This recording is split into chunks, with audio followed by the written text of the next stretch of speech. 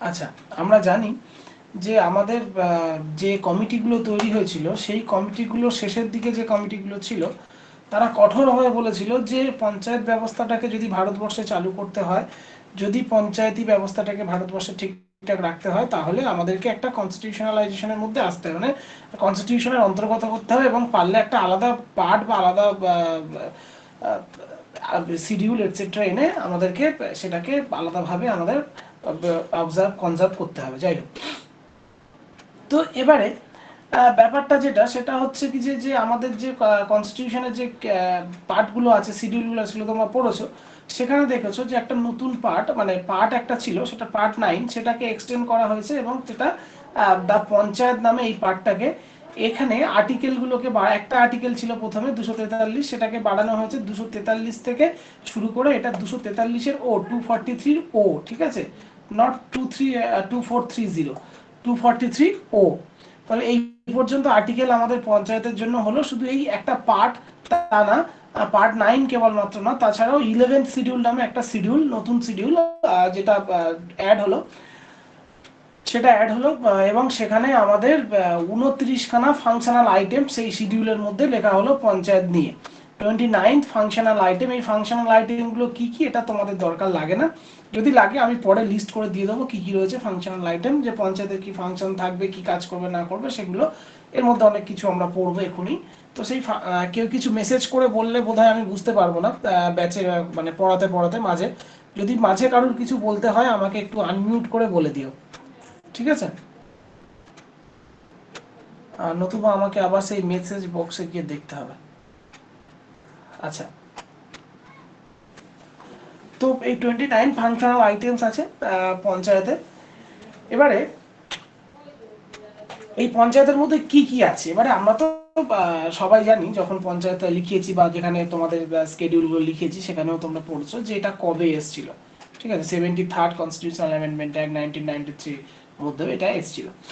তো এটা, এর মধ্যে কি সিগনিফিকেন্ট আছে আমরা সেগুলো আলাদা করে দেখবো। যে গ্রাম সভা, গ্রাম সভার কথাটা যেটা বলা হয়েছিল, এটা বোধহয় আগের যে আমাদের কমিটিগুলো পড়াতে গেছিলাম সেই কমিটি পড়ানোর সময় একটু বলেছিলাম গ্রাম সভা ব্যাপারটা কি। দেখো, বলছে this is the foundation and grassroot level of Panchayati Raj system. এই যে গ্রাসরুট লেভেলটাকে ঠিক রাখার জন্য আমরা বলেছিলাম যে পঞ্চায়েতি রাজ সিস্টেম আমরা কেন চাইছি, যে ডেমোক্রেসিটাকে ডিসেন্ট্রালাইজেশন করতে, অর্থাৎ গ্রাসরুট লেভেল পর্যন্ত গণতন্ত্রের যে প্রভাব সেটাকে বিস্তার করে দিতে। মানে আমার পাড়ায় পাড়ায় তৈরি হবে ছোট ছোট একটা সরকার, যে সরকার কাজ করবে আমার হয়ে, আমাদের এলাকার হয়ে, আমাদের এলাকার ডেভেলপমেন্টের কাজগুলো করবে। এবারে সেই গভর্নমেন্টে আমার পার্টিসিপেশন খুব দরকার। তাহলে যদি এই গ্রাম সভা ব্যাপারটা না থাকতো, গ্রাম সভাতে কি হয় দেখো, এখানে লেখা আছে ইট consist with all eligible voter in the panchayat area. তাহলে গ্রাম সভার মধ্যে কারা থাকবে, যতগুলো এলিজেবল ভোটার থাকবে পঞ্চায়েত এরিয়াতে তারা সকলে গ্রাম সভার মধ্যে থাকবে। বোঝা গেল? এবারে ব্যাপারটা কি, ব্যাপারটা এইরকম যে গ্রাসরুট লেভেলের কথা কেন বলছে, যে ডেমোক্রেসিটাকে যদি আমরা ঠিকঠাক না উপভোগ করতে পারি, তাহলে গ্রাসরুট লেভেলে, এই পঞ্চায়েত লেভেলে ডেমোক্রেসিটাকে ছড়িয়ে দিয়ে লাভটা কি হবে, কেন উপভোগ করতে পারি না? আমরা দেখি যে আমাদের যে সামনে 2021-এ স্টেট লেজিসলেচারের যে ভোটটা আসছে, সেই সময় আমরা ভোট দেব, ভোট দিয়ে আমরা পছন্দের সরকার করব। কিন্তু যদি তার মাঝে আমাদের মনে হয় যে এই সরকারকে ভোট দিয়ে আমার ভালো লাগলো না, আমার মতো করে কাজ করছে না, তাহলে আমাদের কিছু করার থাকে না। আবার আমাদের বক্তব্য যেটা, সেই বক্তব্য পেশ করতে হয় কোথায়, আবার 5 বছর পরে ভোটে গিয়ে, সেটা লোকসভাতেই হোক বা বিধানসভাতেই হোক, দু জায়গাতেই আমাদের এটা করতে হয়। আচ্ছা, তো এখানে আমরা কি দেখছি যে গ্রাম সভা, যেটা কিনা সমস্ত এলিজেবল ভোটার থাকবে পঞ্চায়েতে, যারা এলিজেবল ভোটার মানে 18 বছর বয়সী থেকে যাদের যাদের ভোটার লিস্টে নাম আছে সকলকে নিয়ে এই গ্রাম সভার অ্যারেঞ্জ করা হচ্ছে। তাহলে গ্রাম সভার কাজটা কি, গ্রাম সভার কাজ, এখানে যেটা বলা আছে সেটা হচ্ছে যে মিনিমাম বছরে 2বার এই গ্রাম সভা ডাকতে হবে, এবং সেখানে পঞ্চায়েত প্রধান থাকবেন, বিডিও থাকবেন, পিডিও থাকবেন, পঞ্চায়েত ডেভেলপমেন্ট অফিসার, এটাও একটা ডব্লিউবিসিএস এর গ্রুপ ডি পোস্ট। তো সেখানে তাদেরকে গ্রাম সভার মাধ্যমে, মানে সেই গ্রাম সভার লোকেরা সেখানে বলবে তাদের কি সমস্যা, তাদের কি চাহিদা, তাদের কি বক্তব্য, সেগুলো তাদেরকে শুনতে হবে। ঠিক আছে, এবং অবশ্যই সেগুলো অফিসিয়াল নোট ডাউন করতে হবে। তাহলে বুঝতে পারছো এই যে গ্রাসরুট লেভেলে যে আমাদের ডেমোক্রেসিটা রয়েছে, সেটাকে গ্রাসরুট লেভেলে ছড়িয়ে দেওয়ার জন্য গ্রাম সভা কতটা কতটা প্রয়োজনীয়।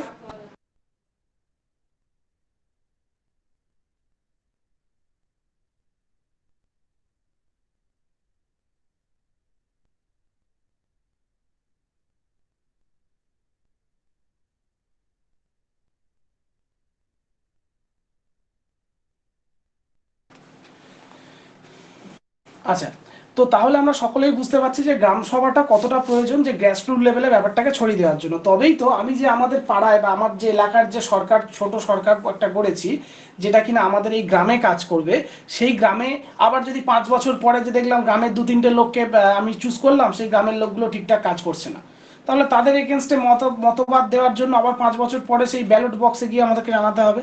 মানে পঞ্চায়েতের জন্য ব্যালট বক্স বলছি, ইভিএম বলছি না, কারণ এখনো পঞ্চায়েতে ইভিএম চালু হয়নি, যেহেতু 3টে করে ভোট দিতে হয়, আমাদের 3 টায়ার সিস্টেম রয়েছে সেই জন্য।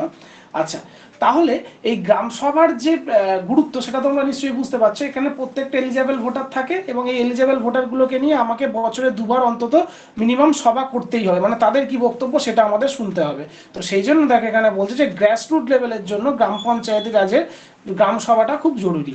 তাহলে এবার তোমরা আমাকে বলো যে গ্রাম সভার ব্যাপারটা এবং তার যে কি কাজ এবং সেটা কিভাবে হয়, কেন এটা গ্রাসরুট লেভেলের জন্য জরুরি, ব্যাপারটা তোমরা বুঝতে পেরেছো কি? বোঝাতে পারলাম কি তোমাদেরকে আমি?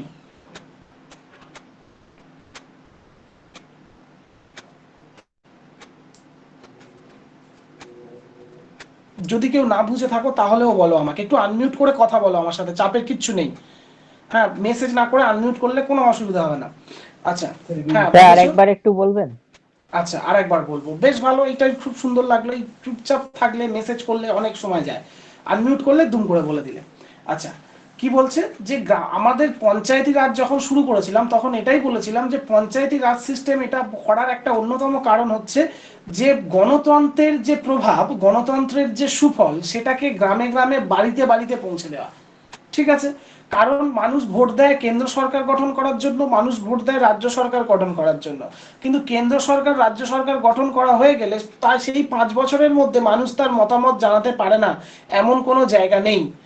তাহলে আমরা যদি পঞ্চায়েতের মাধ্যমে গণতন্ত্রকে বাড়ির দরজায় দরজায় পৌঁছে দিতে চাই, সেক্ষেত্রে কেবলমাত্র পঞ্চায়েত ভোটিং সিস্টেম আর পাড়ায় পাড়ায় প্রত্যেকটা পাড়া থেকে একটা করে কাউন্সিলর মানে মেম্বার তৈরি করে, সেখানে গ্রাম পঞ্চায়েত তৈরি করে তাদের ডেভেলপমেন্টের কাজ করার জন্য একটা পঞ্চায়েতি বোর্ড তৈরি করে দিলেই হবে না।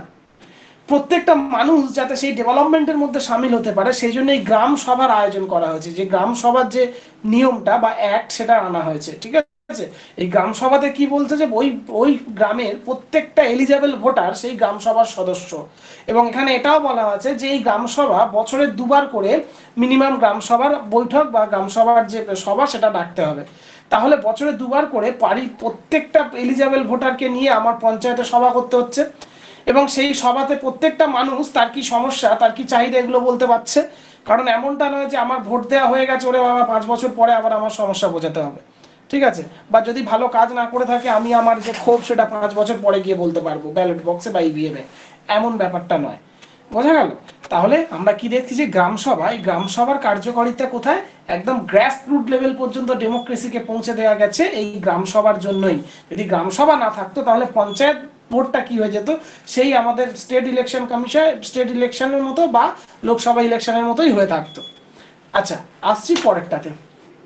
আমরা কি নিয়েছি এখান থেকে, 3 টায়ার সিস্টেম আমরা অ্যাডপ্ট করেছি। ঠিক আছে, আগের আমাদেরকে দু একটা কমিটি, যেমন অশোক মেহতা কমিটি, এরা 2 টায়ার সিস্টেমের কথা বলেছিল। সেখানে 3 টায়ার সিস্টেমে আমরা কি দেখতে পাচ্ছি, ডিস্ট্রিক্ট লেভেল, যেটাকে আমরা বলবো জেলা পরিষদ, তোমরা যারা পঞ্চায়েতে ভোট দাও তারা দেখবে 3টে ভোট দিতে হয়। ঠিক আছে, জেলা পরিষদ, ব্লক লেভেল যেটাকে বলবো পঞ্চায়েত সমিতি, ভিলেজ লেভেল যেটাকে বলবো গ্রাম পঞ্চায়েত। ঠিক আছে, তাহলে কেমন ভাবে হয়, সাপোজ এটা একটা গ্রাম, এই গ্রামের এই যে গোলটা দেখছো, এই গ্রামে এটা একটা, এই গ্রামের লোকজনদেরকে নিয়ে তৈরি হবে, এখানে বিভিন্ন গ্রামের মেম্বার ভাগ করে করে, বিভিন্ন পাড়া ভাগ করে করে তৈরি হবে একটা পঞ্চায়েত, এবং এই গ্রামে থেকে থাকবেন একজন প্রধান। বোঝা গেল? আচ্ছা, নেক্সট, তারপরে এইরকম অনেকগুলো গ্রাম থাকবে, এরকম অনেকগুলো গ্রাম নিয়ে তৈরি হবে একটা ব্লক এরিয়া। যেটাকে বলবো পঞ্চায়েত সমিতি। এবারে এই একটা দেখা গেল এই বড় এরিয়াটা হচ্ছে পঞ্চায়েত সমিতি।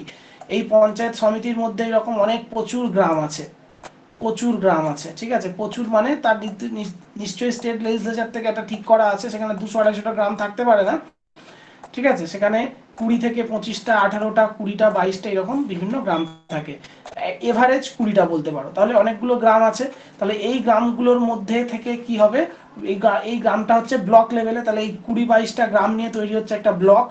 যে ব্লকের ডেভেলপমেন্ট অফিসারকে তোমরা বলে থাকো বিডিও। পঞ্চায়েত খুব বড়, এমনি নর্মালি অফলাইন ক্লাসেই 3 দিন সময় লেগে যায়, 2 ঘন্টা করে পড়তে আর 2.5 ঘন্টা করে পড়িয়ে তোমাদের পঞ্চায়েতটা পরের দিন আরেকটু বাকি থাকবে, আজকে হয়তো সমস্তটা শেষ হবে না, কারণ এগুলো পরে আমি আবার ডিটেলসে পড়াতে হবে তোমাদেরকে। তাহলে এই ব্লক লেভেলের যে ডেভেলপমেন্ট অফিসার বা এক্সিকিউটিভ অফিসার তাকে আমরা বলি বিডিও, ঠিক আছে, ইনি হচ্ছে ব্লক লেভেলের এক্সিকিউটিভ অফিসার। তাহলে এনাকে আমরা কি বলছি, এনাকে বলছি বিডিও। এবং এই ব্লক লেভেলটাতেই যে ভোটটা হয়, সেই ভোটটাকে এই ব্লক লেভেলের সদস্য ঠিক করার জন্য প্রত্যেকটা গ্রামে থেকে একটা একটা করে সদস্য নির্বাচন করা হয়, ঠিক আছে, বোঝা গেল।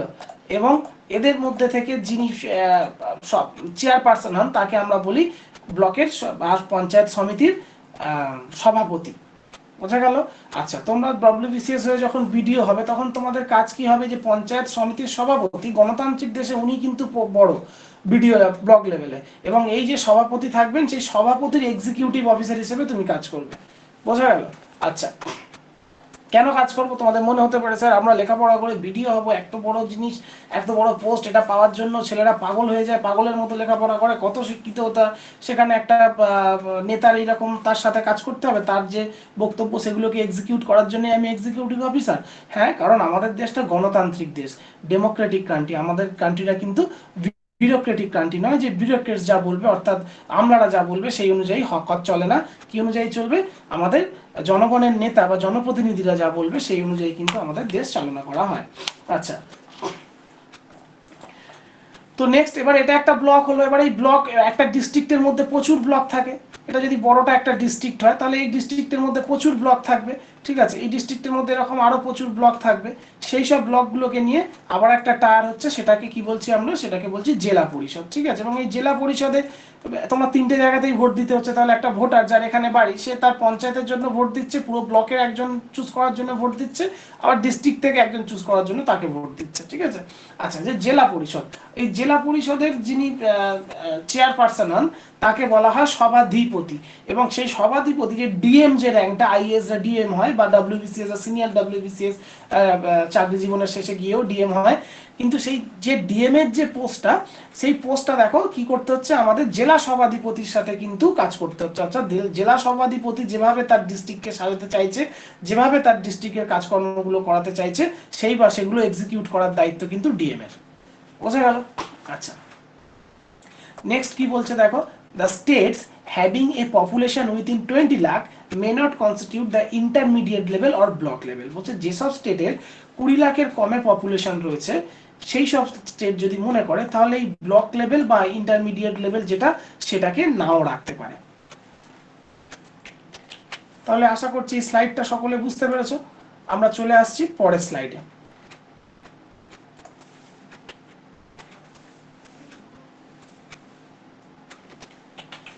Election of members and চেয়ারপারসনস।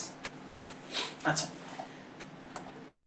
তো মেম্বার এবং চেয়ারপারসনদের প্রত্যেকটা টায়ারের ক্ষেত্রে, মানে প্রত্যেকটা ব্লকের বা পঞ্চায়েতের বা ডিস্ট্রিক্ট লেভেলের প্রত্যেকটা ক্ষেত্রে কিভাবে এদের ইলেকশন করা হবে, ঠিক আছে। দেখো ফার্স্ট লাইন যেটা বলছে, all the members of panchayat, block and district level shall be elected directly. তাহলে আমরা কি করব, প্রত্যেকটা মেম্বারকে ডাইরেক্টলি ইলেক্ট করব।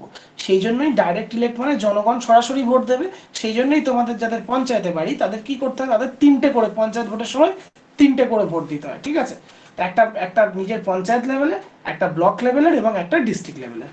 আচ্ছা, নেক্সট, তাহলে আমরা মেম্বারগুলোকে ডাইরেক্ট চুজ করছি। নেক্সট বলছে, the chairperson of district and block level can be elected directly but, আচ্ছা এখানে বলছে ক্যান বি মানে কিছু প্রভিশন আছে, সেটা লাস্ট শেষের দিকে আবার তোমাদেরকে লেখাবো, আবার সেগুলো পড়াবো, সেটা কিছু প্রভিশন আছে যেগুলো হচ্ছে আমাদের ম্যান্ডেটারি না, ভলেন্টারি প্রভিশন, যেগুলো স্টেট লেজিসলেচার অর্থাৎ আমাদের প্রত্যেকটা রাজ্য যদি মনে করে সেগুলো চাইলে রাখতে পারে, নাও রাখতে পারে। তাহলে কি বলছে ক্যান বি, মানে বলছে এই যে ব্লকের এবং ডিস্ট্রিক্টের যে চেয়ারপারসন, অর্থাৎ যে সভাপতি বা সভাধিপতির কথা বললাম, সমিতির যে সভাপতি বা জেলার যে সভাধিপতির কথা বললাম, তারা যদি এটা যদি স্টেট যদি মনে করে, সেক্ষেত্রে এই সভাধিপতি বা সভাপতির ক্ষেত্রেও ডাইরেক্ট ইলেকশন করাতে পারে। বোঝা গেল? কিন্তু দ্য চেয়ারপারসন অফ পঞ্চায়েত, পঞ্চায়েতের যিনি চেয়ারপারসন অর্থাৎ যাকে আমরা প্রধান বলি, shall be elected such manner as state legislature determines. কিন্তু এটার ক্ষেত্রে কি, পঞ্চায়েতের যে সভাপতি আছে সেখানে সেখানে কি হবে, সেখানে স্টেট লেজিসলেচার যেভাবে থাকবে সেভাবে পঞ্চায়েতের যে প্রধানটা রয়েছে সে পঞ্চায়েতের প্রধানকে ইলেক্ট করা হতে পারে। প্রত্যেকটা জায়গাতেই কি হয় আমাদের স্টেটের ক্ষেত্রে, প্রত্যেকটা জায়গাতে যে দেখা গেল যে পঞ্চায়েতে 20খানা আসন রয়েছে, কোন একটা পঞ্চায়েতে 20খানা আসন, তো 20টা মেম্বারের মধ্যে ভোট হয়েছে। এবারে সেখানে মোর দ্যান 11খানা আসন যে যে পার্টি পাবে, ঠিক আছে। এবং আমরা এখানে দেখতে পাচ্ছি পার্টিগুলোর কিন্তু ডাইরেক্ট রিপ্রেজেন্টেশন। বোঝা গেল? আমরা পার্টিগুলোর ডাইরেক্ট রিপ্রেজেন্টেশন দেখতে পাচ্ছি, অর্থাৎ টিএমসি, সিপিএম, কংগ্রেস, বিজেপি এরা কিন্তু সরাসরি এখানে অংশগ্রহণ করে। ঠিক কলেজের মতো মাদার পার্টি হিসেবে তারা কিন্তু উপর থেকে ছায়ার মতো থাকে না, তারা পুরো সরাসরি অংশগ্রহণ করে এখানে। আচ্ছা, তাহলে যদি 20খানা আসনের ক্ষেত্রে ভোট হয় যে কোনো লেভেলে, সেখানে তাহলে যে 11টা পাবে, মানে মোর দ্যান 50% আসন যার কাছে থাকবে, সে সেখানে আমার কি করতে পারছে, সেখানে সে ভোট করতে পারছে, এবং সেখানে চেয়ারম্যান বা প্রধান বা সভাপতি বা সভাধিপতি কিন্তু তাদের থেকেই হচ্ছে। বোঝা গেল? এই হচ্ছে আমাদের নিয়ম, এটা মেনেই পশ্চিমবঙ্গে চলা হয়। আচ্ছা, নেক্সট বলছে রিজার্ভেশন অফ সিট। সিটের ক্ষেত্রে কিছু রিজার্ভেশন রাখতে হবে। কেমন? For SC and ST as per the population. SC এবং এসটি সিটের ক্ষেত্রে পপুলেশন অনুযায়ী রিজার্ভেশন রাখতে হবে। তাহলে কোনো একটা পঞ্চায়েতে যদি আমরা দেখি যে পঞ্চায়েতের মোট আসন সংখ্যা 10টা এবং সেখানে এসসি পার্সেন্টেজ সাপোজ 40%, এসসি রয়েছেন, সেখানে এসসি পপুলেশন রয়েছে 40%, আর 10% আছে এসটি পপুলেশন। বোঝা গেল? আর আমার মোট আসন সংখ্যা 10টা। তাহলে বলছে অ্যাজ পার দ্য পপুলেশন, অর্থাৎ 40%, মানে এসসি আর সংখ্যা আসন এখানে রাখতে হবে 4টে সিট রাখতে হবে এসসিদের জন্য, আর একটা সিট থাকবে এসটিদের জন্য, আর বাকি 5টা সিট থাকবে জেনারেলদের জন্য। বোঝা গেল? আচ্ছা, তাহলে এই যে এসসি এবং এসটির যে রিজার্ভেশন, সেটা অ্যাজ পার দ্য পপুলেশন, মানে যেমন পপুলেশন থাকবে সেই অনুযায়ী তারা রিজার্ভেশন করবে। দেখা গেল একটা পাড়াতে এটা রয়েছে, আচ্ছা একটা গ্রাম পঞ্চায়েত এটা রয়েছে, ঠিক পাশের গ্রাম পঞ্চায়েতটাতেও সাপোজ 10খানা আসন রয়েছে, কিন্তু সেখানে এসসি পপুলেশন 30% এবং এসটি পপুলেশনও, সেখানে এসসি পপুলেশন 30% এবং এসটি পপুলেশনও 30%। সেক্ষেত্রে কি হবে? সেক্ষেত্রে সেখানে এসসি সিট সংখ্যা থাকবে 3টে, এসটি সিট সংখ্যা থাকবে 3টে এবং জেনারেল সিট সংখ্যা থাকবে 4টি। বোঝা গেল? যেহেতু অ্যাজ পার পপুলেশন আমাকে এই আসনগুলো ঠিক করতে হবে, সেই জন্য তাহলে আমরা কি দেখতে পাচ্ছি যে এটা কিন্তু ফিক্স না, এটা পঞ্চায়েত টু পঞ্চায়েত বা ব্লক টু ব্লক বা ডিস্ট্রিক্ট টু ডিস্ট্রিক্ট ভ্যারি করতে পারে পপুলেশন ওয়াইজ। বোঝা গেল? এমনটা নয় কোনো ফিক্স সিট রয়েছে এরকম। আচ্ছা,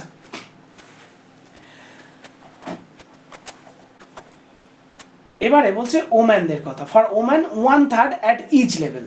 এবারে মহিলা ক্যান্ডিডেটদের জন্য প্রত্যেকটা লেভেলে, ডিস্ট্রিক্ট লেভেলে, পঞ্চায়েত লেভেলে বা ব্লক লেভেলে, প্রত্যেকটা লেভেলেই কিন্তু মহিলাদের জন্য 1/3 মিনিমাম রাখতেই হবে। বোঝা গেল? যেটা মানে মিনিমাম 1/3 রাখতেই হবে, যেটা আমাদের স্টেটে পরে কি হয়েছে, এটাকে অ্যামেন্ডমেন্ট করে কি করা হয়েছে, এটাকে আমাদের ডাব্লিউবিতে এখন থাকে 50% ওম্যান পপুলেশন। ঠিক আছে?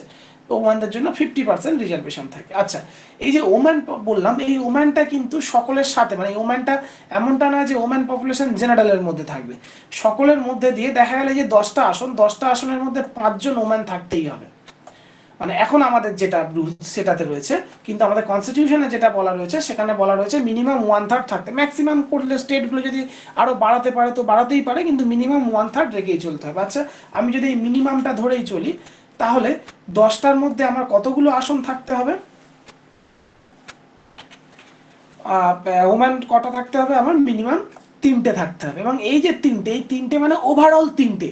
বোঝা গেল? মানে জেনারেল থেকে 3টে না, বা এরকম কোনো টার্গেট নেই এসসিদের থেকে একটা বা জেনারেলদের থেকে একটা বা এসটিদের থেকে একটা, আমাকে মিনিমাম জেনারেল এসসি বা এসটি মিলে যে কোনো একটা মিলে দেখা গেল যে এই একজন এসটি যিনি আছেন উনি ওম্যান, ঠিক আছে, তাহলে একটা হয়ে গেল। এবারে চারজন যিনি এসসি আছেন উনি ও চারজনের মধ্যে দুজন ওম্যান, এবং জেনারেল যে পাঁচজন আছেন তাদের মধ্যে একজন হচ্ছেন ওম্যান। তাহলে আমার সেখানেই দেখা যাচ্ছে যে আমার কতগুলো হয়ে যাচ্ছে, চারটে হয়ে যাচ্ছে, বোঝা গেল? তো সেক্ষেত্রে এইভাবে চলবে, এমনটা নয় যে কোনো একটা নির্দিষ্ট যে কাস্ট সিস্টেম যেটা রয়েছে বা কাস্টের যে পপুলেশন মানে যে রিজার্ভেশন রয়েছে সেই কাস্ট রিজার্ভেশন থেকে আর তার মধ্যে থেকে আবার ওম্যান রিজার্ভেশন রয়েছে, ওম্যান রিজার্ভেশনটা ওভারঅল রয়েছে। আচ্ছা, পরের পয়েন্টটা কি বলছে দেখো, legislation can make any provision for backward classes. Backward class যারা আছে মানে ওবিসি সম্প্রদায়ভুক্ত যারা রয়েছে তাদের জন্য পার্টিকুলার করে আমাদের পার্টিকুলারলি আমাদের কনস্টিটিউশনে কিছু বলে দেওয়া নেই। সেখানে কনস্টিটিউশন কি বলছে, ব্যাকওয়ার্ড ক্লাস যারা রয়েছে তাদের জন্য আমাদের যে প্রত্যেকটা স্টেটের যে লেজিসলেশন আছে মানে যে স্টেট অ্যাসেম্বলি আছে তারা ভাববে যে তাদের স্টেটের পঞ্চায়েতগুলোতে ওবিসিদের জন্য কি প্রভিশন তারা নিয়ে আসবে। তাহলে সিট রিজার্ভেশনের ব্যাপারটা বোঝা গেল।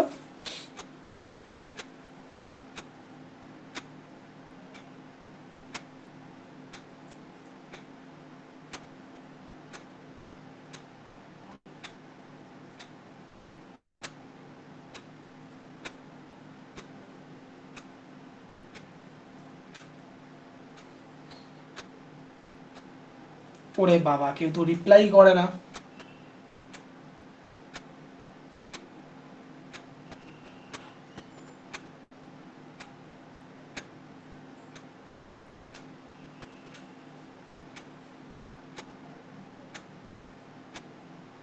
আচ্ছা, আমি কি এই রিজার্ভেশন অফ সিটের যে ব্যাপারটা মানে সিটের যে রিজার্ভেশন প্রসেসটা সেটা কি বোঝাতে পেরেছি? মানে কারোর বুঝতে অসুবিধা আছে এরকম কেউ আছে?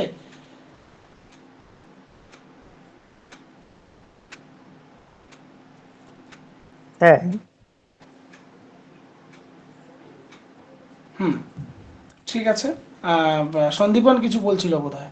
হ্যাঁ, বলছি যে রিজার্ভেশন অফ সিটে যেটা মানে এটা এটা কি ক্যাটাগরাইজ করে মানে প্রত্যেক বছর কি একই থাকে না এটা চেঞ্জ হয়? যেমন পপুলেশন থাকবে সেই পপুলেশনের উপর ডিপেন্ড করবে। এবার তুমি যেটা বলেছো বুঝতে পেরেছি যে ওই দেখা গেল 10টা সিট আছে, হ্যাঁ। 1 2 1 2 3 1 2 3 4 5 এইভাবে 10টা সিট আছে, ঠিক আছে, 6 7 8 9 and 10, হুম। এভাবে 10টা সিটস আছে। হুম। তো এমনটা নয় যে প্রথম 4টে সিট এসসিদের জন্য থেকে যাবে, হুম। তারপরের একটা সিট এসটির থাকবে, ঠিক আছে, তারপরের 5টা থাকবে জেনারেল। এটা কন্টিনিউয়াসলি এরকম থাকবে, এটা রোল হতে থাকবে, ঠিক আছে। তো দেখা গেল 2017-তে ভোট হয়েছিল যখন, 18-তে যখন 17-তে যখন ভোট হয়েছিল তখন এই 1 2 3 এটা 1 2 3 4 এটা ছিল এসসি সিট, 5টা ছিল এসটি সিট। আচ্ছা, যখন এবারে 17-এর পরে যখন আবার 22-এ ভোট হবে তখন গিয়ে আমরা দেখতে পাবো যে হয়তো চেঞ্জ হবে, 6 7 8 9 এটা হয়ে যাবে এসসি সিট, 10টা হয়ে যাবে এসটি, আবার 1 2 3 4 এটা হয়ে যাবে 1 2 3 4 5 এটা হয়ে যাবে জেনারেল, ঠিক আছে, এভাবে রোটেশনালি চলতে থাকবে, ফিক্স থাকবে না। আচ্ছা, বুঝলেন? মানে ওভারঅল ওভারঅল গ্রামের পার্সেন্টেজটা প্রথমে আমরা ক্যালকুলেট করে নেব যে গ্রামের মধ্যে কত এসসি আছে কত এসটি আছে, সেই অনুযায়ী আমরা তাদের আসন সংখ্যা ঠিক করব, এবং কত জেনারেল আছে সেই অনুযায়ী আসন সংখ্যা ঠিক করব। তারপরে কি হবে, তারপরে এটা রোটেট হতে থাকবে, কোনো একটা নির্দিষ্ট পার্টিকুলার সিটে এটা কন্টিনিউয়াসলি থাকবে না যে ওখানে এসসি আছে তো এসসি থাকবে, এরকম ব্যাপারটা না, চেঞ্জ হবে মানে রোটেট হতে থাকবে। আচ্ছা, মানে এই রোটেশনটা মানে প্রত্যেকবার মানে এটা ফলো করা হয় সব সময়? হ্যাঁ, সবসময় ফলো করা হয়। আচ্ছা। আচ্ছা, ঠিক আছে, তাহলে পরেরটাতে আসি, আর তোমরা একটু তাড়াতাড়ি রিপ্লাই করার চেষ্টা করবে। আচ্ছা, নেক্সট ডিউরেশন, আমরা এর কি ডিউরেশন দেখতে পাই, ঠিক আছে, প্রত্যেকটা লেভেলে 5 বছর করে আমরা এদের থাকার, এদের টেনিয়র আছে 5 বছর করে, মানে প্রত্যেকটা লেভেল।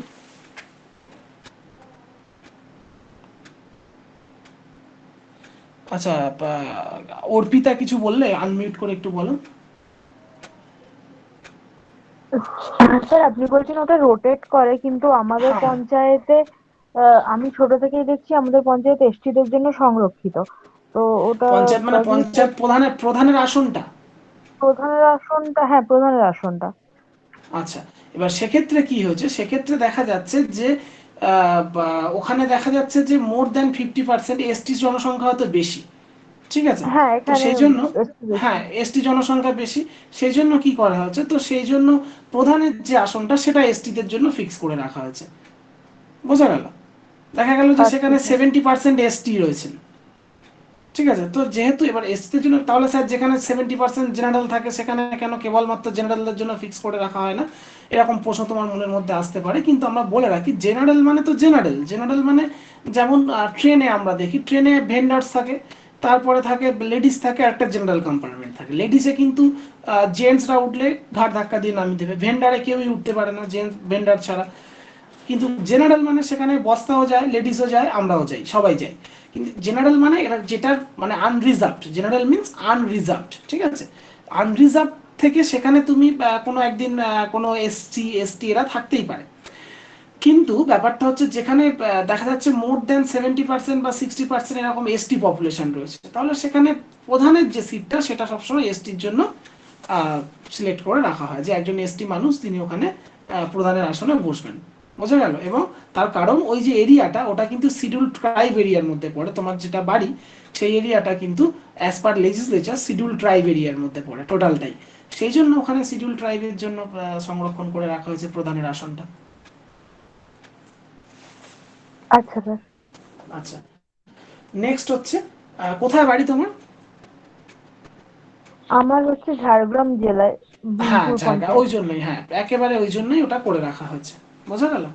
আচ্ছা, নেক্সট হচ্ছে ফ্রেশ ইলেকশন উইথিন 6 মান্থস। তার মানে পঞ্চায়েত ভেঙে গেলে, মানে পঞ্চায়েত যখন এই 5 বছর যখন টার্ম বা টেনিয়র কমপ্লিট হয়ে গেল, তার 6 মাসের মধ্যেই ফ্রেশ ইলেকশন করাতে হবে, ঠিক আছে। যে টেনিয়রটা কমপ্লিট হয়ে গেল তার 6 মাসের মধ্যে আবার নতুন করে আমার ইলেকশন করাতে হবে, অর্থাৎ এটাকে সুপার সেশন পিরিয়ড বলে। তো এই সুপার সেশন পিরিয়ডটা হচ্ছে 6 মাস থাকবে ম্যাক্সিমাম। আচ্ছা, আচ্ছা যদি পঞ্চায়েত যদি এই 5 বছরের যে টেনিয়র রয়েছে এই টেনিয়রটা শেষ হয়ে গেলে, তাহলে এই টেনিয়রটা শেষ হয়ে গেলে তার 6 মাসের মধ্যে নির্বাচন কমিশন বা স্টেট ইলেকশন কমিশনকে তার 6 মাসের মধ্যে আবার করে নতুন করে পঞ্চায়েত স্থাপন করতে, ভোট নিয়ে পুনরায় পঞ্চায়েত স্থাপন করতে হবে। কোনো পঞ্চায়েত দেখা গেল যে একটা পঞ্চায়েত চলছে, তার টেনিয়র 5 বছর, মানে এখান থেকে এটা যদি আমরা এই গ্রাফটাকে যদি আমরা 5 বছর ধরে নিই, ঠিক আছে, পুরোটাকে ধরলাম এটা 5 বছর। তো 5 বছরের মধ্যে কোনো পঞ্চায়েত দেখা গেল 3 বছরের মধ্যে পঞ্চায়েত ভেঙে গেল বা 2 বছরে পঞ্চায়েত ভেঙে গেল, সেক্ষেত্রে কি হবে বলছে new panchayat remains in the office for the remaining period not for another 5 years. যেটা আমরা লোকসভা বা রাজ্য বা আমাদের রাজ্যের বিধানসভাতে দেখি, কি দেখি, আজকে যদি 2019-এ বিধানসভা লোকসভা ভোট হয়েছে, যদি 2021-এ সাপোজ লোকসভা ভেঙে গেল কোনো কারণে, প্রধানমন্ত্রী নরেন্দ্র মোদী রেজিগনেশন দিয়ে দিলেন, তাহলে লোকসভা ভেঙে যাবে, আবার 21-এ 6 মাসের মধ্যে আবার ভোট করাতে হবে, করে আবার 2021-এই ক্ষমতায় আসবেন কোন এক সরকার, বা মোদী সরকার তৃতীয়বারের জন্যই ক্ষমতায় ফিরে এলেন। তাহলে এই 2021-এ যখন আবার দ্বিতীয়বারের জন্য ফের চলে এলেন, লোকসভাটা ভেঙে যাওয়ার পরে পুনরায় এলো, তখন তিনি কতদিন থাকবেন, তাহলে 21, 22, 23, 24, 25, 26, আবার কিন্তু তিনি 26 বছর, 2026 পর্যন্ত থাকবেন। মানে যখনই তিনি ইলেক্টেড হয়ে আসবেন তার টেনিওর কিন্তু জেনারেলি 5 বছর করে ফিক্স হয়ে গেল, যদি তার মাঝে লোকসভা ভেঙে না যায় বা প্রধানমন্ত্রী যদি রেজিগনেশন না করেন বা যদি তার আসন সংখ্যা কমে না যায়। আচ্ছা, বিধানসভার ক্ষেত্রেও তাই, সামনে যে এমএলএ ভোটটা আসছে সেটার ক্ষেত্রেও তাই, বোঝা গেল। আচ্ছা, যতবার ইলেক্টেড হবে মাঝ পথে যদি দেখা গেল যে 2016-তে আমাদের মুখ্যমন্ত্রী জিতে এসেছিলেন, টেনিওর আছে 2021 পর্যন্ত, কোনো কারণে যদি 2019-এ গিয়ে আমাদের সেই লোকসভা বিধানসভা ভেঙে যেত, তাহলে 2019-এ আবার ভোট করাতে হতো, হয়তো 2019-এ দেখা গেল ভোট টোট করিয়ে আবার 2020-তে একটা নতুন সরকার গঠন করা হলো। সেক্ষেত্রে মানে নতুন করে আবার সরকার ফের শপথ গ্রহণ করলো, সে যে কেউ হতে পারে, দিদি শপথ গ্রহণ করতে পারে বা দিলীপ ঘোষ করতে পারে বা যে কেউ করতে পারে, এক্স ওয়াই জেড যে কেউ করতে পারে। তাহলে সেই সরকারটা কতদিন চলবে, 2021 থেকে 20 থেকে শুরু করে 2025 পর্যন্ত, 20, 21, 22, 23, 24, তাহলে 24 পর্যন্ত চলবে 5 বছর, 20 থেকে 24 5 বছর, আবার 25-এ গিয়ে 24 কমপ্লিট হবে, 25-এ আবার ভোট হবে, বোঝা গেল? এটাই হচ্ছে আমাদের স্টেট লেজিসলেচার বা লোকসভার ক্ষেত্রে নিয়ম। কিন্তু পঞ্চায়েতের ক্ষেত্রে ব্যাপারটা আলাদা। পঞ্চায়েতের ক্ষেত্রে কি বলছে যে যদি এটা 5 বছরের গ্রাফ ধরি, তাহলে যদি এই 2 বছরে গিয়ে যদি আমার পঞ্চায়েতটা ভেঙে যায়, তাহলে নতুন করে আবার এখানে পঞ্চায়েত গঠন করতে হবে 6 মাসের মধ্যে। তাহলে নতুন করে যখন পঞ্চায়েত গঠন করবে, সেই পঞ্চায়েত কতদিন চলবে? সেই পঞ্চায়েত এখান থেকে আবার 5 বছর চলবে না, ঠিক আছে? সেই পঞ্চায়েত যে রিমেনিং টার্মটা রয়েছে পঞ্চায়েতের যে রিমেনিং টার্মটা ছিল সেইটুকু চলবে। বোঝা গেল? পঞ্চায়েতের যে রিমেনিং টার্মটা রয়েছে সেইটুকু চলবে সেই পঞ্চায়েত কেবলমাত্র। তারপরে যখন এই রিমেনিং টার্মটা শেষ হয়ে যাবে, মানে বাকি যে 3 বছর বাকি ছিল সেই 3 বছর চলবে। 2 বছরে ভেঙে গেছিল, বাকি 3 বছর চলবে। আবার এই যখন 3 বছরটা যখন শেষ হয়ে গেল, এখানে শেষ হয়ে যাওয়ার পরে আবার ভোট হবে, ঠিক আছে? ভোট হয়ে আবার পুনরায় ফের পঞ্চায়েত গঠন হবে, তখন চলবে। যার জন্য আমরা দেখবে স্টেট, আমাদের তো 29খানা স্টেট আছে, 29খানা স্টেটের কি লোকসভা বিধানসভা ভোট একসাথে হয়? হয় না। তার কারণ ভেঙে যায়, কেউ আগে হয়, কেউ পরে হয়। কিন্তু পঞ্চায়েত, পশ্চিমবঙ্গে বা রাজ্যের যে পঞ্চায়েতগুলো আছে, সমস্ত পঞ্চায়েত কিন্তু একসাথে ভোট হয়, তাই না? তোমরা দেখেছো এটা, সমস্ত পঞ্চায়েত একসাথে ভোট হয়, পশ্চিমবঙ্গের সমস্ত পঞ্চায়েতের ভোট একদিনে হয়। তার কারণ হচ্ছে এটাই। তার কারণ পঞ্চায়েতগুলো যদি মাঝে ভেঙেও যায়, তাহলেও তার রিমেনিং পিরিয়ড পর্যন্ত তারা থাকতে পারে। সুতরাং যখন ভোট হবে, যখন টার্ম শেষ হবে, সকলেরই টার্ম একসাথে শেষ হবে। বোঝাতে পারছি কি আমি? সকলের টার্ম একসাথে শেষ হবে। তো সেই জন্য কি হয়, সেই জন্য পশ্চিমবঙ্গে যত পঞ্চায়েত আছে সব পঞ্চায়েতগুলো একসাথেই ভোট হয়। আচ্ছা, এটাই এখানে বলছে, দেখো, new panchayat remains in the office only for the remaining period, not for another 5 years. এই ব্যাপারটা কি বোঝাতে পারলাম? হ্যাঁ স্যার। বুঝেছো তো ব্যাপারটা, ডিউরেশনের ব্যাপারটা বুঝলে? আচ্ছা, পরবর্তীতে আসি, ডিসকোয়ালিফিকেশন। ডিসকোয়ালিফিকেশন মানে আমাকে কিভাবে ডিসকোয়ালিফাই করে দেওয়া যেতে পারে। আচ্ছা, তার আগে আরেকটা ইন্টারেস্টিং কথা বলে নিই। যার জন্য দেখবে পঞ্চায়েতে কি হয়, পঞ্চায়েতে কিন্তু লোকসভা বা বিধানসভার মতো করে নো কনফিডেন্স মোশন চলে এলে, যেমন আমাদের বিধানসভায় এই মুহূর্তে সিট হচ্ছে 294খানা, 294খানা এমএলএ প্রার্থী রয়েছে পশ্চিমবঙ্গে, 294খানা এমএলএ আছে। যে সরকার চালাচ্ছে, মানে এখন টিএমসি সরকার চালাচ্ছে, তাহলে টিএমসির কাছে দরকার 294 মোর দ্যান 50%। 294 মোর দ্যান 50% হচ্ছে কত? 294 মোর দ্যান 50, হ্যাঁ, 148। তাহলে 148 মিনিমাম যদি দিদির কাছে এমএলএ থাকে, তাহলে এই দিদি সরকার চালাতে পারবে। যদি 148-এর থেকে, এখন দিদিকে ছেড়ে অনেকে চলে যাচ্ছে, দুমদুম করে দল ত্যাগ করছে, ঠিক আছে, ভোল বদল করছে, যে ভাষাই বলো। তো তাহলে 148-এর থেকে যদি কমে যায়, তাহলে কিন্তু সরকার পড়ে যাবে। বোঝা গেল? তাহলে সরকার তার নিজের সংখ্যাগরিষ্ঠতা প্রমাণ করতে পারবে না এবং সরকার পড়ে যাবে। তাহলে পড়ে যায়, পড়ে গেলে কি হবে? 6 মাসের মধ্যে আবার ভোট করি, আবার পুনরায় রাজ্যের বিধানসভা নির্বাচন করাতে হবে, ফের মুখ্যমন্ত্রী নির্বাচন করাতে হবে। আচ্ছা, পঞ্চায়েতের ক্ষেত্রে যেহেতু পুরো টার্মটার জন্য থাকতে পারে না, সেই জন্য পঞ্চায়েতের ক্ষেত্রে আমাদের স্টেট যে প্রভিশনটা নিয়ে আসছে, সেটা হলো যদি মাঝখানে এরকম পড়ে যায়, দেখা গেল মাঝখানে, এখানে যেটা বলছি, দিদির কাছে দেখা গেল 140টা হয়ে গেছে আসন সংখ্যা, তাহলে এখানে দিদির সরকার পড়ে যাবে। কিন্তু পঞ্চায়েতে যদি এই 10টা উদাহরণ দিচ্ছিলাম, সেখানে ধরে নিলাম যে পঞ্চায়েতে 7টা ছিল টিএমসির আর 3টে ছিল বিজেপির, ঠিক আছে? এবারে যদি দেখা যায় যে এই যে 7টা সিট এখান থেকে কমে গিয়ে টিএমসির হয়ে গেছে 4টে, 2 বছর পরে এই জায়গাটায় টিএমসির হয়ে গেছে 4টে, মানে দল বদল করেছে বা এরকম কিছু, বা চলে গেছে এরকম কিছু, বা তারা চাইছে না। আর 6টা হয়ে গেছে কার? 6টা হয়ে গেছে বিরোধী, মানে বিজেপির। তাহলে কিন্তু এখানে আর রিভোটটা করা হয় না, যেহেতু পুরো টার্মটা সে থাকতে পারবে না, পুনরায় আর ভোট করা হয় না। কি করতে হয়? এখানে ওই ক্ষমতার হস্তান্তর হয়ে যায়, তখন টিএমসির একজন যদি এখানে প্রধান থেকে থাকে, সে তার প্রধানের পদ ছেড়ে দেবে, তখন বিজেপির একজন এখান থেকে প্রধান হবে। তো এবারে আমরা এখানে অনেক রকম গল্প দেখতে পাই, প্রধান নিজেই হয়তো চলে আসে বিজেপি অন্য দলে, গিয়ে বলে ওই দলে আমি যেতে চাই, কিন্তু ওই দলে আমাকে প্রদান করতে হবে। আচ্ছা, একটা স্ট্যাচুটরি ওয়ার্নিং দিয়ে রাখি, সাবজেক্টটাই এরকম, একটু আলোচনা করতে হয়, নাহলে বুঝতেই পারছো এটা তো পলিটিক্যাল সাবজেক্ট, সুতরাং পলিটিক্যাল কথাবার্তা এখানে হবে এবং পলিটিক্যাল ব্যাপার স্যাপারই তোমাদেরকে পড়তে হবে। এবং এটা তোমরা জানোই, তোমরা যারা লেখাপড়া করছো তারা এক্সিকিউটিভ অফিসার বা সিভিল সার্ভেন্ট হবে বলেই লেখাপড়া করছো। এবং আমাদের ভারতবর্ষে লেজিসলেটিভ এবং এক্সিকিউটিভ দুজনে কিন্তু হাত ধরাধরি করে কাজ করে, মানে ইন্টারডিপেন্ডেন্ট। অর্থাৎ এই এতক্ষণ যে গল্প বললাম, বিডিও হওয়ার পরে তোমার কাজটা কি হবে, রাজনীতি নিয়েই কাজ করতে হবে। ডিএমদের অ্যাকচুয়াল কাজ কি, রাজনীতির মধ্যেই তারা আবদ্ধ। সুতরাং এমনটা ভাবার কিছু নেই যে স্যার এতটা রাজনীতির ব্যাপার বলছে কেন, তোমরা সাবজেক্টটা দেখেই, টপিকটা দেখেই বুঝতে পারছো পুরোটাই রাজনীতির গল্প। তো সুতরাং এই যে উদাহরণগুলো আমি দিচ্ছি, সমস্যা হয় তোমরা প্রত্যেকেই বড়, নিজস্ব পলিটিক্যাল পার্টির ভালোবাসা এটসেট্রা থেকে থাকে, যে উদাহরণগুলো দিচ্ছি এটা দিয়ে কেউ ভেবেও না, যদি কারোর ভালোবাসার কোনো রাজনৈতিক দল থাকে, যে স্যার আমার রাজনৈতিক দলের বিরুদ্ধে উদাহরণগুলো কেন দিচ্ছে, এমন ব্যাপারটা না, জাস্ট একটা এক্সাম্পল দিতে হবে তাই দিচ্ছি, ঠিক আছে? আচ্ছা, তাহলে এই ডিউরেশনের পুরো ব্যাপারটা বোঝাতে পেরেছি আশা করছি। আমরা পরবর্তীতে চলে যাচ্ছি।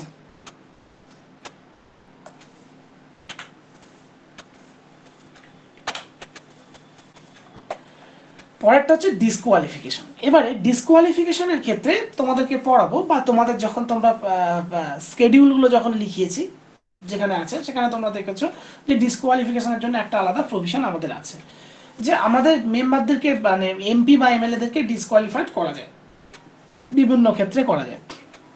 তার মধ্যে মূলত যে ক্ষেত্রে ডিসকোয়ালিফাই করা যায় সেই ক্ষেত্রটা এরকম, যে যদি সে দলত্যাগ করে, যদি একটা দল থেকে অন্য দলে সে চলে যায়, তাহলে কিন্তু তার ডিসকোয়ালিফিকেশন হয়ে যায়, অর্থাৎ তার মন্ত্রী বা এমএলএ পদ থাকে না। তার জন্য রিসেন্ট যারা পদত্যাগ করছে, ঠিক আছে, তাদের ক্ষেত্রে, আর স্যার রেকর্ড করছে, খুব ভয় লাগে, ইউটিউব থেকে বাড়িতে হাঙ্গামা করতে চলে এলো, হ্যাঁ, তো যারা পদত্যাগ করছে তারা দেখবে যে আগে তাদের এমএলএ পদ থেকে বা তাদের তারা যে বিধানসভা বা রাজ্যের যে পদগুলো হোল্ড করে আছে, আগে সেখান থেকে পদত্যাগ করছে, তারপর দল ছাড়ছে। তার কারণ একটাই, কারণ দল ছেড়ে দিলে তার পদটাও থাকবে না। এটা আমাদের অরিজিনাল কনস্টিটিউশনে ছিল না, পরে 80s এটা নিয়ে আসা হয়, 85-এ আনা হয়। তার একটা কারণ আছে, খুব সুন্দর কারণ আছে। কারণ আমি যদি আজকে আমার বিধানসভা এলাকা থেকে টিএমসি, বিজেপি, সিপিএম, কংগ্রেস, কেন কোনো এক্স ওয়াই জেড কোনো একজনের টিকিটে ভোটে দাঁড়িয়ে আমি যদি ভোটে জিতি, সাপোজ আমি ধরলাম যে আমি ম্যাঙ্গো চিহ্নে ভোটে দাঁড়িয়েছি, মির্জাপুর থেকে মনে পড়লো ম্যাঙ্গো চিহ্নটা, আচ্ছা, ম্যাঙ্গো চিহ্নে ভোটে দাঁড়িয়েছে, ভোটে দাঁড়িয়ে আমি এখান থেকে এমএলএ হয়েছি।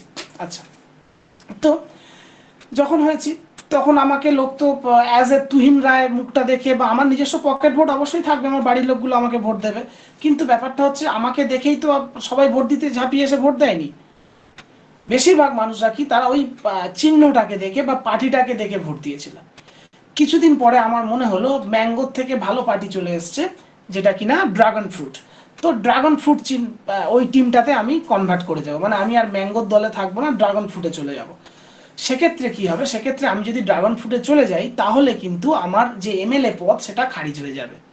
বোঝা গেল? কারণ যে দল থেকে আমি জিতে এসেছিলাম সেই দলের আমি আর নেই, লোক নেই, সুতরাং আমার এমএলএ পদটা বা এমপি পদটা খারিজ হয়ে যাবে। বোঝা গেল? আচ্ছা, একটা প্রেজেন্ট উদাহরণ দিই, রাজনৈতিক উদাহরণ একটা দিই, কেউ বাজেভাবে নেবেন, এগুলোকে জানলে তবে বুঝতে পারো ব্যাপারগুলো কি। 2019-এ যেসব এমপি গুলো নির্বাচিত হয়েছে, তাদের পদ কতদিন থাকবে? 2024 পর্যন্ত থাকবে, তাই তো? তাহলে কিছুদিন আগে পশ্চিমবঙ্গের প্রত্যেকটা 100% প্রত্যেকটা পেপারের হেডলাইন ছিল শতাব্দী রায়কে নিয়ে, যে উনি দলত্যাগ করতে চলেছেন। তারপর বলা হলো যে না, দলত্যাগ করছেন না, একেবারে প্রথম পাতার প্রথম খবর সব খবরের কাগজেই ছিল, দলত্যাগ করছেন না, উনি দিদির সাথেই থাকছেন। এর একটা কারণ হতে পারে এর একটা কারণ এইরকম, যে উনি যদি দলত্যাগ করতেন তাহলে কি হতো, তাহলে ওনার পদটা খারিজ হয়ে যেত, যে পদটা কিন্তু, বা যে এমপি পদটা কিন্তু ওনার 2024 পর্যন্ত রয়েছে। তাহলে 2024 পর্যন্ত থাকবে এমন একটা পদ, সেটা 2021-এ তো হাতছাড়া করে লাভ নেই। তো যদি হাতছাড়া করতে হয় তাহলে 2024-এ গিয়ে করবো, যেটা করলেন শুভেন্দু অধিকারী। শুভেন্দু অধিকারী কিন্তু ভোটের আগে এসে তার পদটা ছেড়ে দিলেন, কারণ জানে আর সামান্য কটা মাসের জন্য আছি, এখন ছেড়ে দিলেও কিছু যায় আসে না, আবার ফ্রেশ ইলেকশন হবে, চাপের কিছু নেই। বোঝা গেল? তো এগুলো হচ্ছে আমাদের ডিসকোয়ালিফিকেশন, যেগুলো আমরা লেজিসলেটিভ অ্যাসেম্বলির জন্য, বা যেগুলো আমাদের মানে লোকসভার জন্য, যেগুলো আমরা মেনটেন করি বা মেনটেন করতে হয়, যেগুলো বাই ল। আচ্ছা, এবারে আমরা পঞ্চায়েতের ক্ষেত্রে কি আছে সেটা দেখব। পঞ্চায়েতে বলছে under any law made by the state legislature. পঞ্চায়েতের ক্ষেত্রে বলছে স্টেট লেজিসলেচার যে কোনো ল ডিসকোয়ালিফিকেশনের জন্য ল কে আনবে, পঞ্চায়েতের মেম্বারদের বা পঞ্চায়েতি সিস্টেমের যে মেম্বার্স যারা রয়েছে তাদের ডিসকোয়ালিফিকেশনের ল নিয়ে আসবে কিন্তু স্টেট লেজিসলেচার। অর্থাৎ এটা বুঝতে পারছো, তাহলে বিহারের যে পঞ্চায়েতগুলো আছে, বিহারের যে পঞ্চায়েতের যারা মেম্বার আছে, তাদের disqualification process and WB disqualification process, ঝাড়খণ্ডের ডিসকোয়ালিফিকেশন প্রসেস, এই প্রসেস কিগুলো কিন্তু ভ্যারিড করতে পারে এবং করতে পারাটাই স্বাভাবিক, কারণ এগুলো ঠিক করছে তাদের স্টেট লেজিসলেচার। ঠিক আছে, এগুলো কনস্টিটিউশনের মাধ্যমে পারফেক্টলি ঠিক করা হচ্ছে না যে কোন স্টেটের কি ডিসকোয়ালিফিকেশন মেথড থাকবে, বোঝা গেল? তাহলে স্টেট টু স্টেট ভ্যারি করবে। আচ্ছা, যেটা কনস্টিটিউশনে বলা আছে যে no person shall be disqualified on the ground that he is less than 25 years if he has attend the age 21 years. তাহলে কি বলছে, আমরা দেখেছি জনপ্রতিনিধি হতে গেলে অন্যান্য ক্ষেত্রে মিনিমাম বয়স হতে হতো 25 বছর, জনপ্রতিনিধির বয়স 25 বছর না হলে জনপ্রতিনিধি হওয়া যেত না। তাহলে 25 বছর হলে কোন কোন জায়গায় হতে পারতো? লোকসভা থেকে লোকসভার ভোটে সে দাঁড়াতে পারতো, জনপ্রতিনিধি হতে পারতো। আর রাজ্যের যে লেজিসলেটিভ অ্যাসেম্বলি, সেই লেজিসলেটিভ অ্যাসেম্বলি অফ স্টেট, সেই স্টেটের লেজিসলেটিভ অ্যাসেম্বলির সে জনপ্রতিনিধি হতে পারতো। আচ্ছা, রাজ্যসভা যদি হতো, পার্লামেন্টের দুটো কক্ষ, একটা লোকসভা একটা রাজ্যসভা, রাজ্যসভার ভোটে দাঁড়াতে গেলে, এগুলো তোমাদেরকে পরে লিস্টের মাধ্যমে ডিটেলস জানিয়ে দেবো, এখনো শুনে নাও, অসুবিধা কিছু নেই। রাজ্যসভার ভোটে দাঁড়াতে গেলে 30 বছর মিনিমাম বয়স হতে হয়। ঠিক আছে, এছাড়াও প্রেসিডেন্ট বা ভাইস প্রেসিডেন্ট হতে গেলে কত বছর বয়স হতে হয়? 35 বছর, 35 ইয়ার্স। তাহলে আমরা দেখতে পাচ্ছি 25 বছরের নিচের কিন্তু কোনো জনপ্রতিনিধির পদ নেই, তাই তো?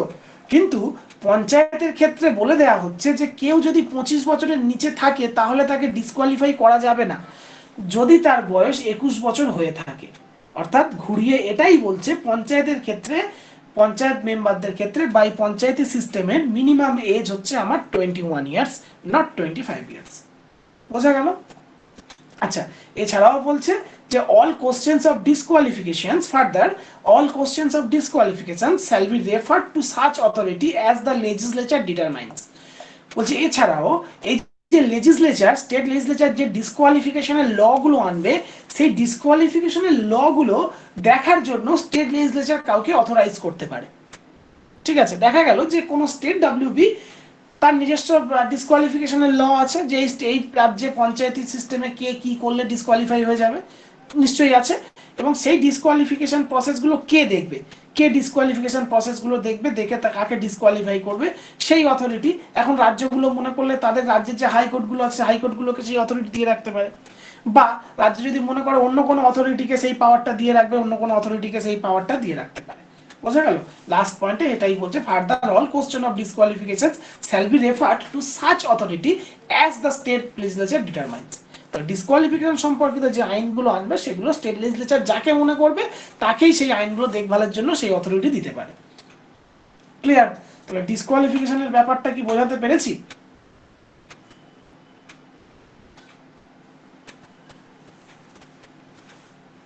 আরেকবার একটু বললে ভালো হয় কোন ডিসকোয়ালিফিকেশন। জায়গাটা বলবো বলো, কোন পার্টিকুলার কোন জায়গাটা বলবো? স্যার সেকেন্ড আর থার্ড পয়েন্টটা। সেকেন্ড পয়েন্টটাতে বলছে যে একটা মানুষ, একটা লোক যার 21 বছর বয়স হয়ে যাবে, কিন্তু 21 বছর বয়স হলে সে তাকে আর ডিসকোয়ালিফাই করা যাবে না, মানে এটা আর বলা যাবে না যেহেতু তার 25 বছর বয়স হয়নি তাই তাকে ডিসকোয়ালিফাই করে দেওয়া হলো। ঠিক আছে, এটা বলা যাবে না যদি তার 21 বছর বয়স হয়ে থাকে। অর্থাৎ সেকেন্ড পয়েন্ট থেকে আমরা এটাই জানতে পারছি যে পঞ্চায়েতের ভোটে লড়ার জন্য বা পঞ্চায়েতের মেম্বার হওয়ার জন্য বা এই পঞ্চায়েতের যে 3টে স্তর আছে এক্ষেত্রে আমার ভোটে লড়ার জন্য মিনিমাম বয়স হতে হবে 21 বছর। বোঝা গেল? আর 3 নম্বর পয়েন্টটা, যেটা 3 নম্বর পয়েন্টে বলছে যে, প্রথম পয়েন্টে কি বলেছে, সমস্ত আইন ডিসকোয়ালিফিকেশনের যে ল সেগুলো সব কে ঠিক করবে, সেগুলো ঠিক করবে আমাদের স্টেট লেজিসলেচার। 3 নম্বর পয়েন্টে বলছে এই ল গুলো ঠিকঠাক মেনটেন হচ্ছে কিনা বা কেউ এই লকে ডিসওবে করছে কিনা সেগুলো দেখার জন্য, বা কাউকে ডিসকোয়ালিফিকেশন করা যেতে পারে কিনা সেগুলো দেখার জন্য স্টেট লেজিসলেচার যে কোনো লোককে বা যে কোনো একটা অথরিটিকে অথরাইজ করে রাখতে পারে। বোঝা গেল? থার্ড পয়েন্টে এটাই বলছে। তাহলে লেজিসলেচার যদি মনে করে হাইকোর্টকে অথরিটি দিয়ে রাখবে যে যদি ইন ফিউচার কেউ এরকম বাজে ঘটনা ঘটায় বা যেটা স্টেট লেজিসলেচার চাইছে না পঞ্চায়েত এরকম কাজ হোক, সেগুলো যদি করে থাকে তাহলে হাইকোর্টকে যদি সেই অথরিটি দিয়ে রাখে তাহলে হাইকোর্ট সেটা দেখে বলবে যে হ্যাঁ তুমি এই স্টেটের যে ল আছে সেই ল এর এগেনস্টে গেছো, সুতরাং তোমাকে ডিসকোয়ালিফাই করা হলো। বোঝা গেল? আচ্ছা, পরেরটাতে আসি। পরেরটা হচ্ছে স্টেট ইলেকশন কমিশন। তাহলে আমাদের যখন কমিটিগুলো পড়েছিলাম তখন স্টেট ইলেকশন কমিশনের কথা বলেছিলাম। সন্দীপন, তুমি আগে যে পঞ্চায়েতের ভিডিওটা আছে সেই লিঙ্কটা স্যারের কাছ থেকে নিয়ে দেখে নেবে, পঞ্চায়েতের যে ফার্স্ট ক্লাসটা হয়েছিল। ওকে। আচ্ছা, state election commission. State election commission হচ্ছে তো আমরা দেখেছি, আমরা ইলেকশন কমিশন অফ ইন্ডিয়ার একটা ক্লাস করেছি, ঠিক আছে। তো এই ক্ষেত্রে আমরা দেখছি যে স্টেট ইলেকশন কমিশন বলে অবশ্যই একটা কিছু জিনিসপত্র আছে, সেটা নিয়ে আমরা দেখবো। স্টেট ইলেকশন কমিশন কেন আমাদের তৈরি করতে হচ্ছে? ইলেকশন কমিশন অফ ইন্ডিয়া কি করে, ভারতবর্ষের পঞ্চায়েত, মিউনিসিপ্যালিটি এটা বাদ দিয়ে যত ভোট আছে, প্রেসিডেন্ট নির্বাচন থেকে শুরু করে ভাইস প্রেসিডেন্টের নির্বাচন, আর তার থেকে লোকসভা, রাজ্যসভা, আমাদের স্টেট লেজিসলেটিভ মানে 2021-এ যে আমাদের লেজিসলেটিভ অ্যাসেম্বলির যে নির্বাচন হবে, সেগুলো সব ইলেকশন কমিশন অফ ইন্ডিয়া করে। এটা ইলেকশন কমিশন অফ ইন্ডিয়া যেখানে পড়িয়েছে সেখানে পড়িয়েছে, এবং সেখানে বড় বড় করে এগুলো সব লেখা আছে কি কি নির্বাচন করে। আচ্ছা, কিন্তু প্রত্যেকটা রাজ্যে একটা করে এই যে স্টেট ইলেকশন কমিশনের কথা বলা হয়েছে, স্টেট ইলেকশন কমিশনের কথা কিন্তু যে আমরা যে ইলেকশন কমিশন যেখানে পড়েছি সেই আর্টিকেলগুলোর মধ্যে বা সেই পার্টের মধ্যে কোথাও বলা নেই। তাহলে স্টেট ইলেকশন কমিশনের কথা কোথায় বলা আছে? স্টেট ইলেকশন কমিশনের কথা বলা আছে পঞ্চায়েতি রাজ সিস্টেমের মধ্যে, ঠিক আছে। স্টেট ইলেকশন কমিশনের কথা বলা আছে পঞ্চায়েতি রাজ সিস্টেমের মধ্যে। এবার এই যে স্টেট ইলেকশন কমিশন, এই স্টেট ইলেকশন কমিশন তৈরি কেন হলো? এই স্টেট ইলেকশন কমিশন তৈরি হলো এই জন্যই যে পঞ্চায়েতের যে 3 টায়ার সিস্টেম, সেই 3টে টায়ারের ভোটগুলো ঠিকঠাক করে করানো, এবং সেই 3টে টায়ারের সমস্ত কিছু যাতে ঠিকঠাক হয়, সমস্ত দেখভাল, সমস্ত ভোটিং এর সমস্ত দায়িত্ব তার উপর দেওয়া। দেখো সেটাই বলছে, the superintendence, direction and control of the preparation of electoral rolls, মানে ইলেকটোরাল রোলস মিন মানে আমাদের যে ভোট হয় সেই ভোটের তালিকা, ঠিক আছে। ইলেকটোরাল রোল প্রিপারেশন মানে ইলেকটোরাল ভোটের তালিকা তৈরি করা, পুরো একদম ভোটের সময় পুরো ভোটটার সুপারিনটেন্ডেন্স করা, পুরো ভোটিং প্রসেসটাকে ডাইরেক্ট করা, কিভাবে ভোট হবে, কিভাবে তারা ভোট করাতে চাইছে পঞ্চায়েতের, অ্যান্ড পুরো ভোটিংটাকে কন্ট্রোল করা, and conduct of all election shall be vested to the state election commission। তাহলে স্টেট ইলেকশন কমিশনের উপরে এই সমস্ত দায়িত্বগুলো কার উপর দেওয়া থাকবে? স্টেট ইলেকশন কমিশনের উপরে। এখানে কিন্তু ইলেকশন কমিশন অফ ইন্ডিয়া কোনো রকম ভাবে নাক গলাতে পারবে না, এখানে ইলেকশন কমিশন অফ ইন্ডিয়া কোনো রকম ভাবে নাক গলাতে পারবে না। কারণ কি, একটু আগেই বললাম যে ইলেকশন কমিশন অফ ইন্ডিয়া যেখানে আমরা পড়েছি সেখানে কিন্তু আমরা স্টেট ইলেকশনের কোনো নামগন্ধ পাইনি, কোনো আর্টিকেলে বা পার্টটার মধ্যে কোথাও কিছু পাইনি। স্টেট ইলেকশন কমিশন আমরা কোথায় দেখছি? পঞ্চায়েতের মধ্যে দেখছি। তাহলে পঞ্চায়েতের ভোটে কিন্তু ইলেকশন যেমন আমরা হাইকোর্টে দেখি, যে আমরা রিট পড়তে গিয়ে পড়েছি যে হাইকোর্টে যদি কোনো কিছু বাজে কিছু হয়ে থাকে, যদি কোনো কেস যদি হাইকোর্ট যদি ভুল পথে চালিত করে, তাহলে সুপ্রিম কোর্ট সেটাকে বারণ করতে পারে, সুপ্রিম কোর্ট সেটাকে বন্ধ করে দিতে পারে, সুপ্রিম কোর্ট মনে করলে কেসটাকে নিজের কাছে নিয়ে নিজের মতো করে সলিউশন দিতে পারে। এখানে কিন্তু তেমন ব্যাপারটা না, এখানে কিন্তু স্টেট ইলেকশন কমিশন যাই করবে পঞ্চায়েত ভোটে সেটাই শেষ কথা। Election commission of India even আমাদের কোনো কোর্ট মানে সুপ্রিম কোর্ট, আমাদের হাইকোর্ট, কারোরই কিছু বলার নেই। পঞ্চায়েত ভোট নিয়ে শেষ কথা বলবে স্টেট ইলেকশন কমিশন, সে যেভাবে চাইবে সেভাবেই ভোট হবে। রিসেন্ট উদাহরণ দিয়ে একটা বোঝাবো, তার আগে পরের পয়েন্টগুলো একটু দেখে নিই। পরের পয়েন্টে কি বলছে? State election commissioner shall be appointed by the governor. এই স্টেট ইলেকশন কমিশনে একটা স্টেট ইলেকশন কমিশনার থাকবে, এবং তাকে কে অ্যাপয়েন্ট করবে? ওই রাজ্যের গভর্নর অ্যাপয়েন্ট করবে। Clear? Next, the service conditions and the tenure of the state election commission shall be determined by the governor। এই স্টেট ইলেকশন কমিশনার যে তিনি থাকবেন তার সার্ভিসের কি কন্ডিশন থাকবে, তার স্যালারি কত হবে, কি কি ফ্যাসিলিটিস থাকবে, তার সার্ভিস কন্ডিশন কি থাকবে, এবং সে কতদিন কাজ করতে পারবে, তার টেনিওর, এগুলো সবকে ঠিক করে দেবে, সবকিছু ঠিক করে দেবে গভর্নর। বোঝা গেল? আচ্ছা, নেক্সট পয়েন্টে কি বলছে? Removal process of the state election commissioner shall be as same as the removal process of a judge of a high court। State election কমিশনারকে যদি রিমুভ করতে হয় তাহলে তার রিমুভাল প্রসেসটা একটা হাইকোর্টের জাজের যে রিমুভাল প্রসেস সেটার সাথে সমান হবে। ঠিক আছে, বোঝা গেল? হাইকোর্টের জাজের যে রিমুভাল প্রসেস সেটা আশা করছি তোমরা জানো, তোমাদের প্রত্যেককে পড়ানো হয়েছে। তো সেটার যা রিমুভাল প্রসেস সেটাই হবে একটা স্টেট ইলেকশন কমিশনারের রিমুভাল প্রসেস। আচ্ছা, নেক্সট কি বলছে? The state legislature may make provisions with respect to all matters relating to elections to the panchayat. এছাড়াও এই ইলেকশন করানোর মেন দায়িত্ব তো স্টেট ইলেকশন কমিশনের, পঞ্চায়েত ইলেকশন করানোর মেন দায়িত্ব হচ্ছে স্টেট ইলেকশন কমিশনের। কিন্তু স্টেট লেজিসলেচার যদি মনে করে, মানে রাজ্যের যে বিধানসভা আছে সে যদি মনে করে সে কিন্তু ইলেকশনের উপরে বা কিভাবে ইলেকশন হবে বা কেমন করে করা উচিত, এই নিয়ে কিন্তু সে আলাদা আলাদা প্রভিশন নিয়ে আসতে পারে, এবং সেই গাইডলাইনগুলো কে ফলো করবে, সেই গাইডলাইনগুলো ফলো করেই চলবে স্টেট ইলেকশন কমিশন। ঠিক আছে, এর পিছনে আবার অনেক বড় রাজনৈতিক গল্প আছে। কি রাজনৈতিক গল্প আছে? একটু ইতিহাসের দিকে চলে যাও। যখন আমি তোমাদেরকে পড়েছিলাম কোথায় কোথায় যখন আমি কনস্টিটিউশনালাইজেশনটা পড়েছিলাম, তখন দেখেছিলাম যে কেন্দ্র সরকার বারবার চেষ্টা করেও বিল পাস করাতে পারছে না। ঠিক আছে, রাজ্যসভাতে বিলটা গিয়ে আটকে যাচ্ছে, পঞ্চায়েত বিলটা। ঠিক আছে, তো রাজ্যসভাতে বিলটা গিয়ে কেন আটকে যাচ্ছে এটা আগের ক্লাসে বলেছিলাম তোমাদেরকে। তো সেই জন্য কি করলো যে এটা বলা, প্রত্যেকটা সিএমদেরকে ডেকে দুদিনের একটা বৈঠক করে এটা বলা হয়েছিল যে তোমাদের রাজ্যগুলোর উপরেও বেশ কিছু পাওয়ার আমরা ছাড়বো, চাপ নেওয়ার কিছু নেই।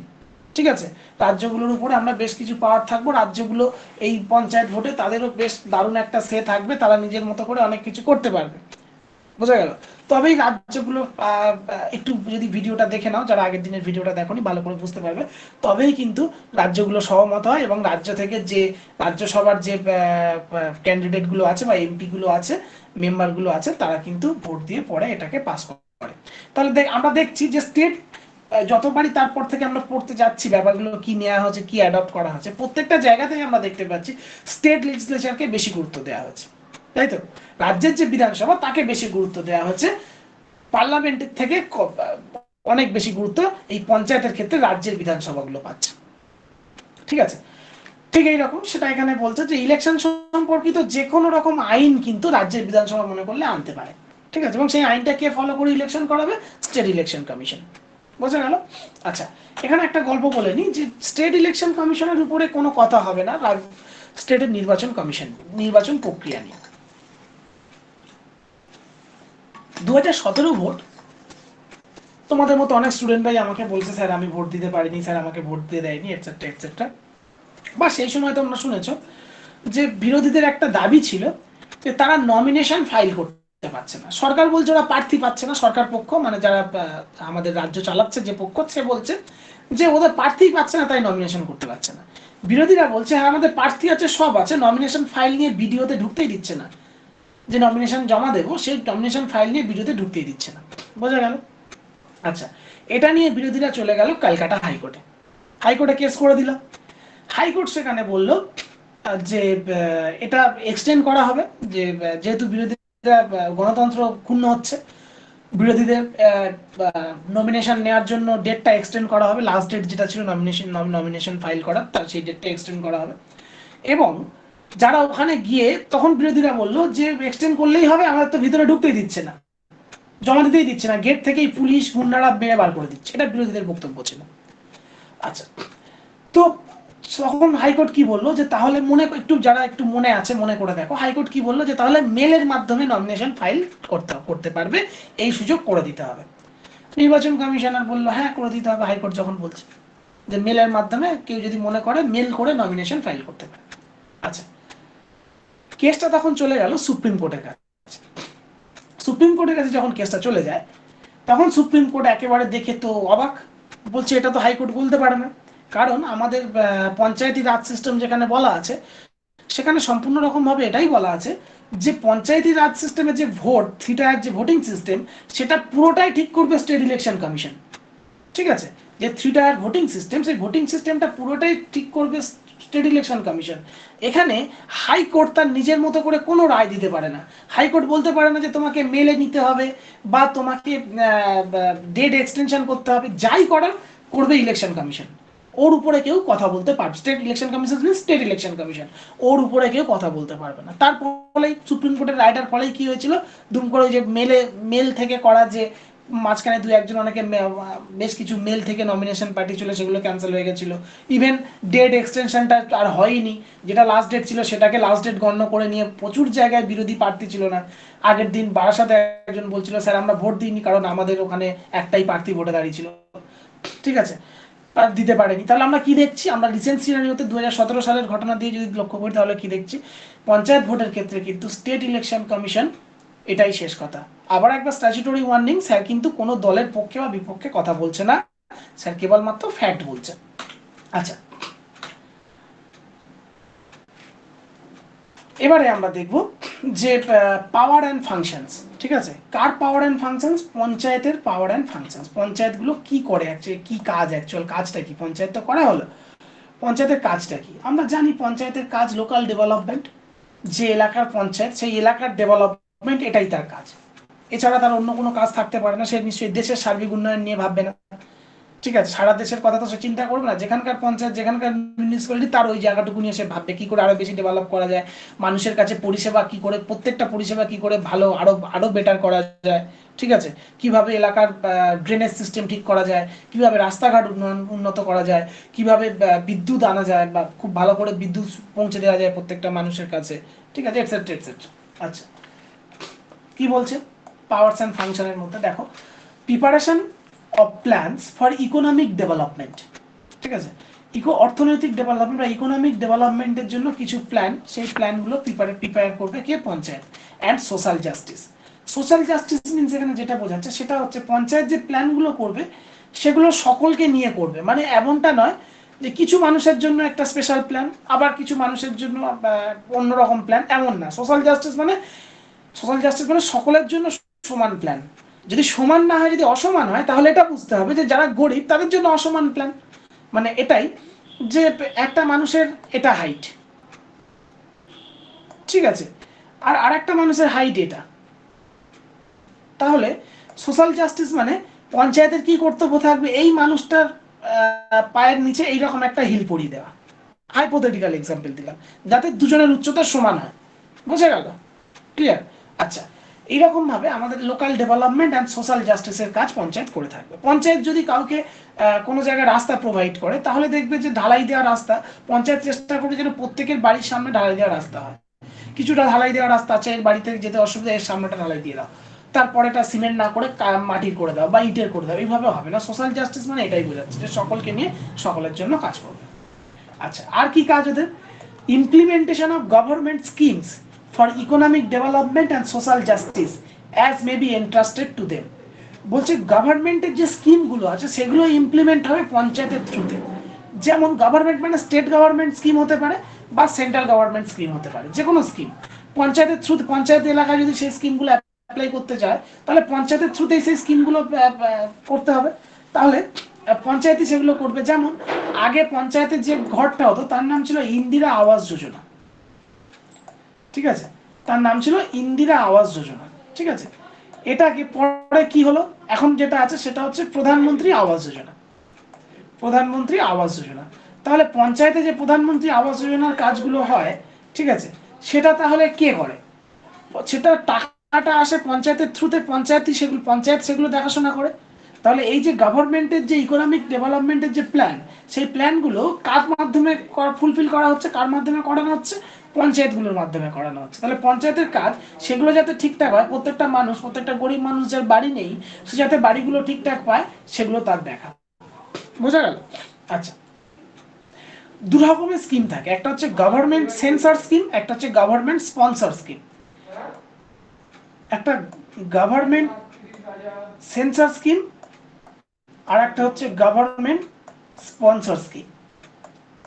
এই গভর্নমেন্ট সেন্সর স্কিম আর স্পন্সর স্কিমের মধ্যে যে পার্থক্য, গভর্নমেন্ট সেন্সর স্কিম মানে এটাই যে যেখানে পুরোটাই 100% সেই গভর্নমেন্ট থেকে পেমেন্ট মানে পে করা হয়। ঠিক আছে, যেমন কেন্দ্র সরকারের যে একটা কিষাণ সম্মান নিধি এরকম কিছু একটা কার্ড আছে কৃষকদের জন্য, তো সেটার জন্য সেটা কিন্তু গভর্নমেন্ট সেন্সর স্কিম, মানে পুরোটাই কেন্দ্র সরকার দেয়। আবার যদি এই প্রধানমন্ত্রী আবাস যোজনা যদি দেখো, যেটাকে পশ্চিমবঙ্গে পশ্চিমবঙ্গ সরকার অন্য নাম দিয়ে চালায়, তার কারণ আছে, তার কারণ গভর্নমেন্ট সেন্সর স্কিম। এখানে সেন্ট্রাল গভর্নমেন্ট 60% টাকা দিচ্ছে, বাকি 40% টাকা দিচ্ছে স্টেট গভর্নমেন্ট। ঠিক আছে, এটা গভর্নমেন্ট স্পন্সর স্কিম। তাহলে সেন্সর স্কিম আর স্পন্সর স্কিমের মধ্যে কিছু পার্থক্য আছে, এটা তোমাদেরকে পরে অন্য জায়গায় ভালো করে বোঝাবো, আপাতত এটা জেনে রাখো। তাহলে আমরা কি জানছি যে গভর্নমেন্টের যে স্কিমগুলো, স্টেট গভর্নমেন্ট হোক বা সেন্ট্রাল গভর্নমেন্টের হোক, এই স্কিমগুলোকে বাস্তবায়িত করার কাজ কিন্তু পঞ্চায়েতগুলোকেই নিতে হয়। কারণ এলাকাতে গিয়ে স্টেট গভর্নমেন্ট সরাসরি নিজের প্রতিনিধি পাঠিয়ে বা সেন্ট্রাল গভর্নমেন্ট নিজের প্রতিনিধি পাঠিয়ে কাজটা করে না। বোঝা গেল? আচ্ছা, নেক্সট দেখবো ফিনান্স।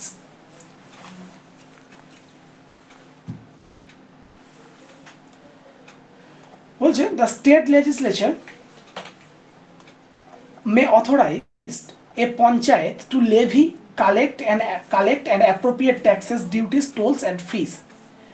স্টেট লেজিসলেচার মানে রাজ্যের যে বিধানসভা সে পঞ্চায়েতকে অথরাইজ করে যে ট্যাক্স এবং ডিউটি, ট্যাক্সেস আর ডিউটিস একই ব্যাপার, ট্যাক্স মানে যে কর সেগুলো তারা নিতে পারবে, টোলস বা যে কোনো ফিস, দেখা গেল পঞ্চায়েত থেকে বাড়ি বাড়ি জল দেওয়া হচ্ছে, তার জন্য একটা মান্থলি ফিস পঞ্চায়েত নিতে পারে, এটা অথরাইজ করছে স্টেট লেজিসলেচার তাকে, যে পঞ্চায়েতের ফি নেওয়ার ক্ষমতা রয়েছে। টোল মানে কি? টোল হচ্ছে বিভিন্ন জায়গায় যে লোকাল যে টোলগুলো থাকে, টোলস মানে সেগুলো মানে দেখা গেল যে কোনো একটা পঞ্চায়েতে একটা নদী, খাল বা পুকুরের মাঝখানে সেই পঞ্চায়েত তার নিজস্ব টাকা দিয়ে একটা ব্রিজ বানিয়েছে, ঠিক আছে, তাহলে এই ব্রিজটা তো টাকা দিয়ে পঞ্চায়েত নিজের পকেটের টাকা দিয়ে তৈরি করলো, এই ব্রিজটা তৈরি করতে যদি 10 টাকা খরচ হয়, তাহলে এই ব্রিজের টাকাটা কিভাবে নেবে? এই ব্রিজের উপর থেকে যেসব গাড়ি বা আরোহীরা যাবে তাদের কাছ থেকে টোল কালেক্ট করে, টাকা কালেক্ট করে করে করে কতদিন করবে? যতদিন না এই 10 টাকাটা পঞ্চায়েতের কাছে আসছে আবার, ঠিক আছে, এটাকে বলে টোল। আচ্ছা, তাহলে এগুলো কালেক্ট করার ক্ষমতা স্টেট লেজিসলেচার আমাদের পঞ্চায়েতগুলোকে দিয়ে রেখেছে, তারা এগুলো করতে পারে। এবার পঞ্চায়েতে থাকতে গেলে কিছু অল্প ট্যাক্স দিতে হয়, সেগুলো তোমরা জানো, সেগুলো সব পঞ্চায়েত দিতে পারে, এইভাবেই পঞ্চায়েতের টাকাটা আসে actually.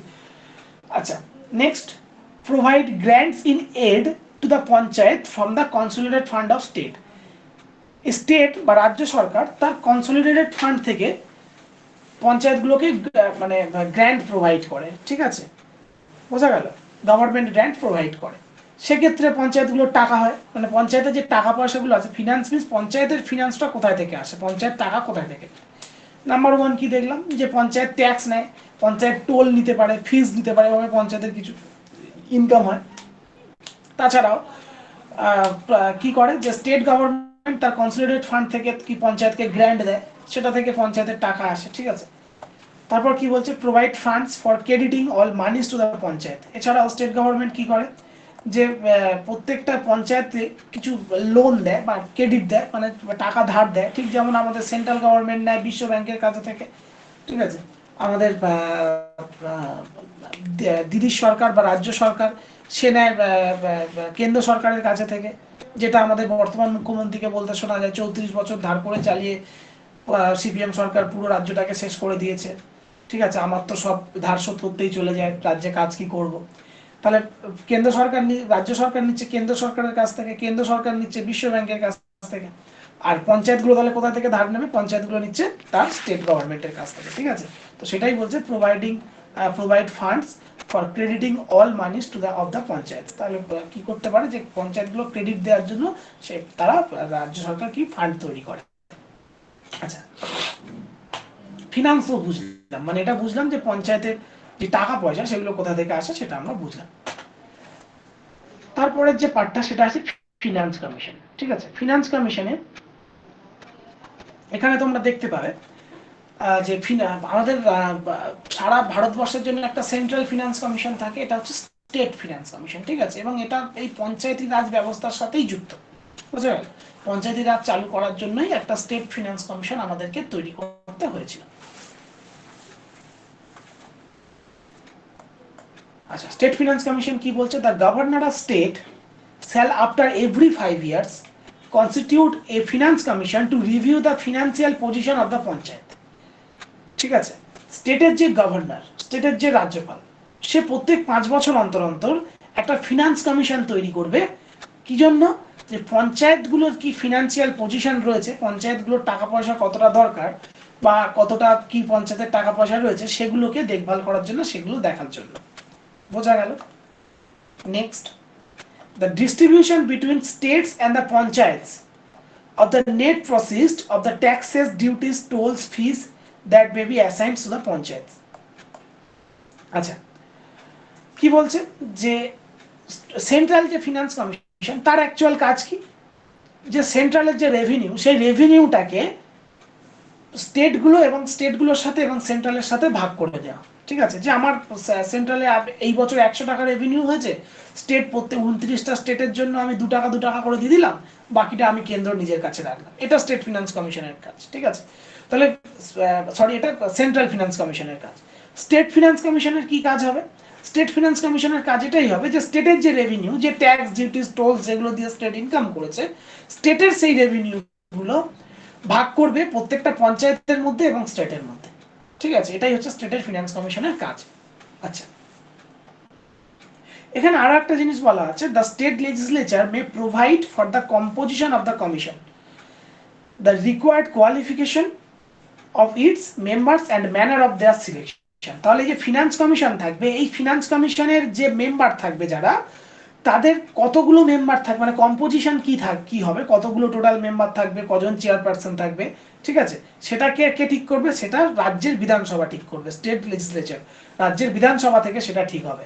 And the required qualification for its member, মানে যে মেম্বার থাকবে তাদের কোয়ালিফিকেশন কি থাকবে এবং ম্যানার অফ দেয়ার সিলেকশন, মানে তাদেরকে কিভাবে সিলেক্ট করা হবে, এগুলো সব প্রত্যেকটা রাজ্য তার বিধানসভা থেকে এগুলো ঠিক করবে। সুতরাং এক্ষেত্রেও আমরা দেখতে পাবো ইলেকশন কমিশনের মতো বা ইলেকশনের মতো, যে ক্ষেত্রেও কিন্তু স্টেট টু স্টেট ব্যাপারগুলো ভ্যারি করতে পারে।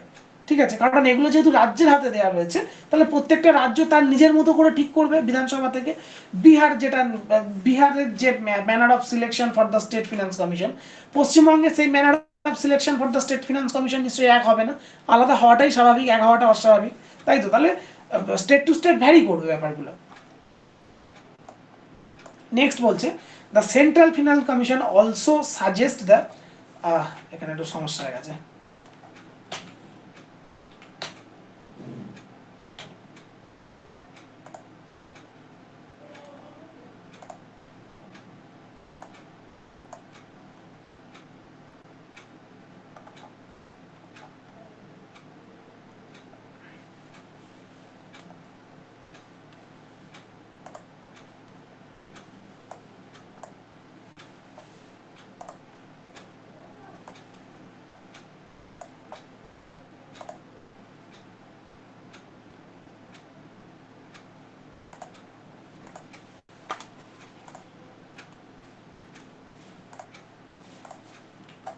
আচ্ছা, তো কি বলছে?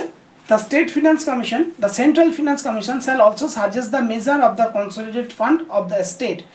এবারে এক্ষেত্রে কি বলছে? এক্ষেত্রে বলা আছে যে এক্ষেত্রে যদি সেন্ট্রাল ফিনান্স কমিশন যদি মনে করে, সেক্ষেত্রে কিন্তু সেন্ট্রাল ফিনান্স কমিশন কিছু সাজেস্ট করতে পারে স্টেট ফিনান্স কমিশনকে, যে কনসোলিডেটেড ফান্ড, স্টেটের যে কনসোলিডেটেড ফান্ডের টাকাগুলো আছে সেগুলোকে কিভাবে ব্যয় করবে, কিভাবে সেগুলো চালাবে, সেক্ষেত্রে কিন্তু কিছু suggestion central finance commission state finance কমিশনকে করতে পারে। যেটা আমরা দেখেছি, যেটা কিন্তু ইলেকশন কমিশনের ক্ষেত্রে election commission of India state election কমিশনকে কোনো কিছুই সাজেস্ট করতে পারতো না। সেখানে বলে দেওয়া ছিল যে কেউ এখানে নাক গলাতে পারবে না, কেবলমাত্র ফুললি স্টেট ইলেকশন কমিশনের উপরে দায়িত্ব দেওয়া থাকবে। কিন্তু এখানে আমরা দেখতে পাচ্ছি ফিনান্স কমিশনের ক্ষেত্রে, ফিনান্স কমিশন এটাও স্টেটের ফিনান্স কমিশন, এরও মেন কাজ পঞ্চায়েতের ফিনান্সগুলোকে ঠিকঠাক দেখা, বোঝা গেল? কিন্তু এক্ষেত্রে আমরা দেখছি যে সেন্ট্রাল ফিনান্স কমিশন মনে করলে কিছু সাজেশন দিতে পারে। ঠিক আছে, আচ্ছা, নেক্সট, অডিট অফ অ্যাকাউন্টস। অ্যাকাউন্টের যে অডিট সেটা কিভাবে হবে? দ্য স্টেট, আমরা কি জানি, ক্যাক যখন পড়েছি তখন দেখেছি যে রাজ্যের যে অডিটগুলো, রাজ্যের যে দুটো ফান্ড আছে, consolidated fund and contingency fund এবং পাবলিক অ্যাকাউন্ট ফান্ড, যে ফান্ডগুলো রাজ্যের আছে এবং স্টেটের যে ফান্ডগুলো আছে, এই সমস্ত ফান্ডের অডিট কে করে? অডিট করে হচ্ছে ক্যাক, সিএজি, বোঝা গেল? এবং কেবলমাত্র অডিট করে যে তা না, স্টেটের অডিট এবং অ্যাকাউন্ট, রাজ্যগুলোর অডিট এবং অ্যাকাউন্ট দুটোই করে সিএজি। আর সেন্ট্রালে কি করে? এটা 1971 সালের পরে নতুন নিয়ম হয়েছিল, তোমরা যারা ক্যাকগুলো পড়েছো তারা জানো। সেন্ট্রালে কি হয়? সেন্ট্রালে অডিট করে, অ্যাকাউন্টটা আর করে না। অ্যাকাউন্ট, সেন্ট্রালের অ্যাকাউন্টটাকে দেখে, সেন্ট্রালের অ্যাকাউন্টটা দেখে অ্যাকাউন্ট জেনারেল অফ ইন্ডিয়া নামে একটা নতুন পোস্ট ক্রিয়েট করা হয়েছিল 70s এ, সেই অ্যাকাউন্ট জেনারেল অফ ইন্ডিয়া বর্তমানে অ্যাকাউন্টটা দেখে। ঠিক আছে, এবং অডিটগুলো সেন্ট্রাল স্টেট সকলেরই অডিট দেখে সিএজি। আচ্ছা, এই সংক্রান্ত যদি কারোর প্রশ্ন থাকে তাহলে সিএজির ভিডিওটা গিয়ে ভালো করে দেখে নেবে, তাহলে বুঝতে পারবে। এবং সিএজি পড়তে গিয়ে আমরা দেখেছিলাম যে পঞ্চায়েত বা মিউনিসিপ্যালিটিগুলোর কিন্তু অডিট সিএজি করে না। তাহলে পঞ্চায়েত বা মিউনিসিপ্যালিটিগুলোর অডিট কে করবে? এখানে সেটাই বলে দেওয়া আছে, the state legislature May make provisions with respect to maintenance of account by the auditing of such accounts. কি বলছে?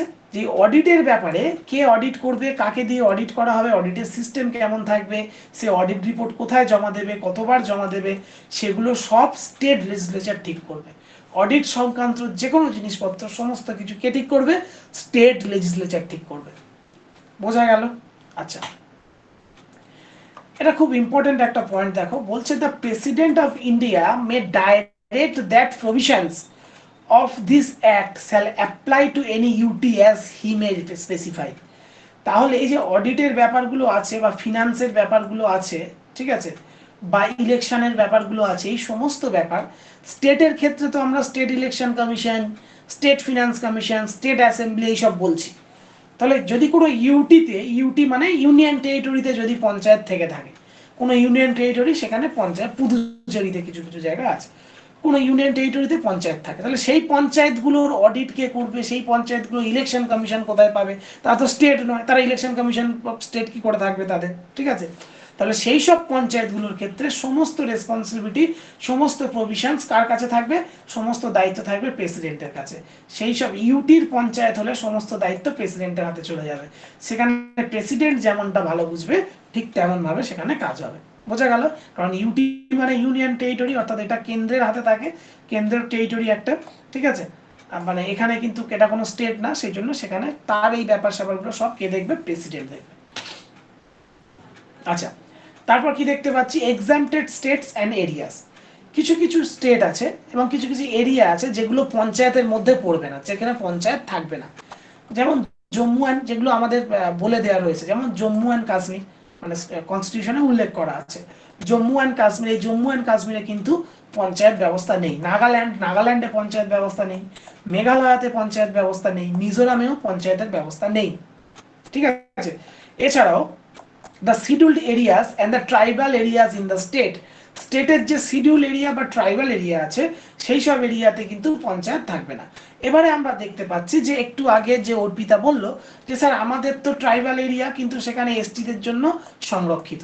ট্রাইবাল এরিয়াতে পঞ্চায়েত অ্যাকচুয়াল থাকার কথাই ছিল না, কিন্তু স্টেট সেখানে রেখেছে, এই শর্তে রেখেছে যে এখানে সবসময় এসটিদের জন্যই সংরক্ষিত থাকবে। বোঝা গেল? আচ্ছা, তারপরে কি বলছে? The hill area of Manipur, হ্যাঁ গোয়াতে পঞ্চায়েত নেই। The hill area of Manipur, মণিপুরের যে হিল এরিয়া আছে, ঠিক আছে, গোয়া খুব ছোট ডিস্ট্রিক্ট, পুরোটাই এই স্কেডিউল এরিয়ার মধ্যে ফেলে দিয়েছে। The hill area of Manipur for which a district council exist, ঠিক আছে?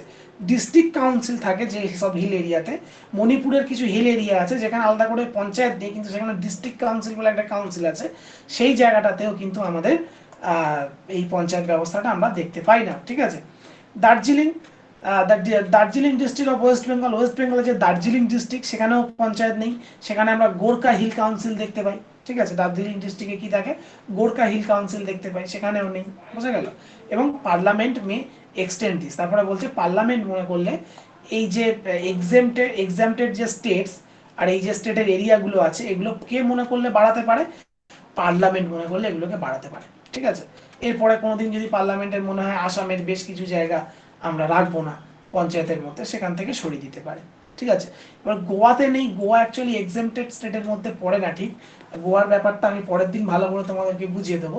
ঠিক যেমন কলকাতাতেও আমরা পঞ্চায়েত দেখতে পাই না, কারণ কলকাতা পুরোটা পড়ছে মিউনিসিপ্যাল কর্পোরেশনের মধ্যে, সুতরাং সেখানে পঞ্চায়েত কিভাবে আসবে?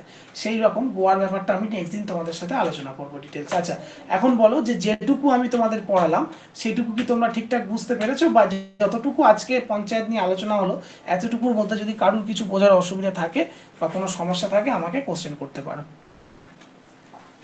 আচ্ছা, অর্পিতা মোটামুটি বুঝতে পেরেছে, খুব ভালো লাগলো। এবং এর পিডিএফ অর্ণব স্যারের কাছ থেকে তোমরা পেয়ে যাবে পরে, ঠিক আছে? অসুবিধা কিছু নেই। এবং আমি আশা করব তোমরা কেবল যারা অনলাইন ক্লাস করছো তারা বাড়িতে নিশ্চয়ই ভালো করে পড়াশোনা করছো এবং আগের যে ভিডিওগুলো আছে সেগুলো সব ঠিকঠাক দেখো।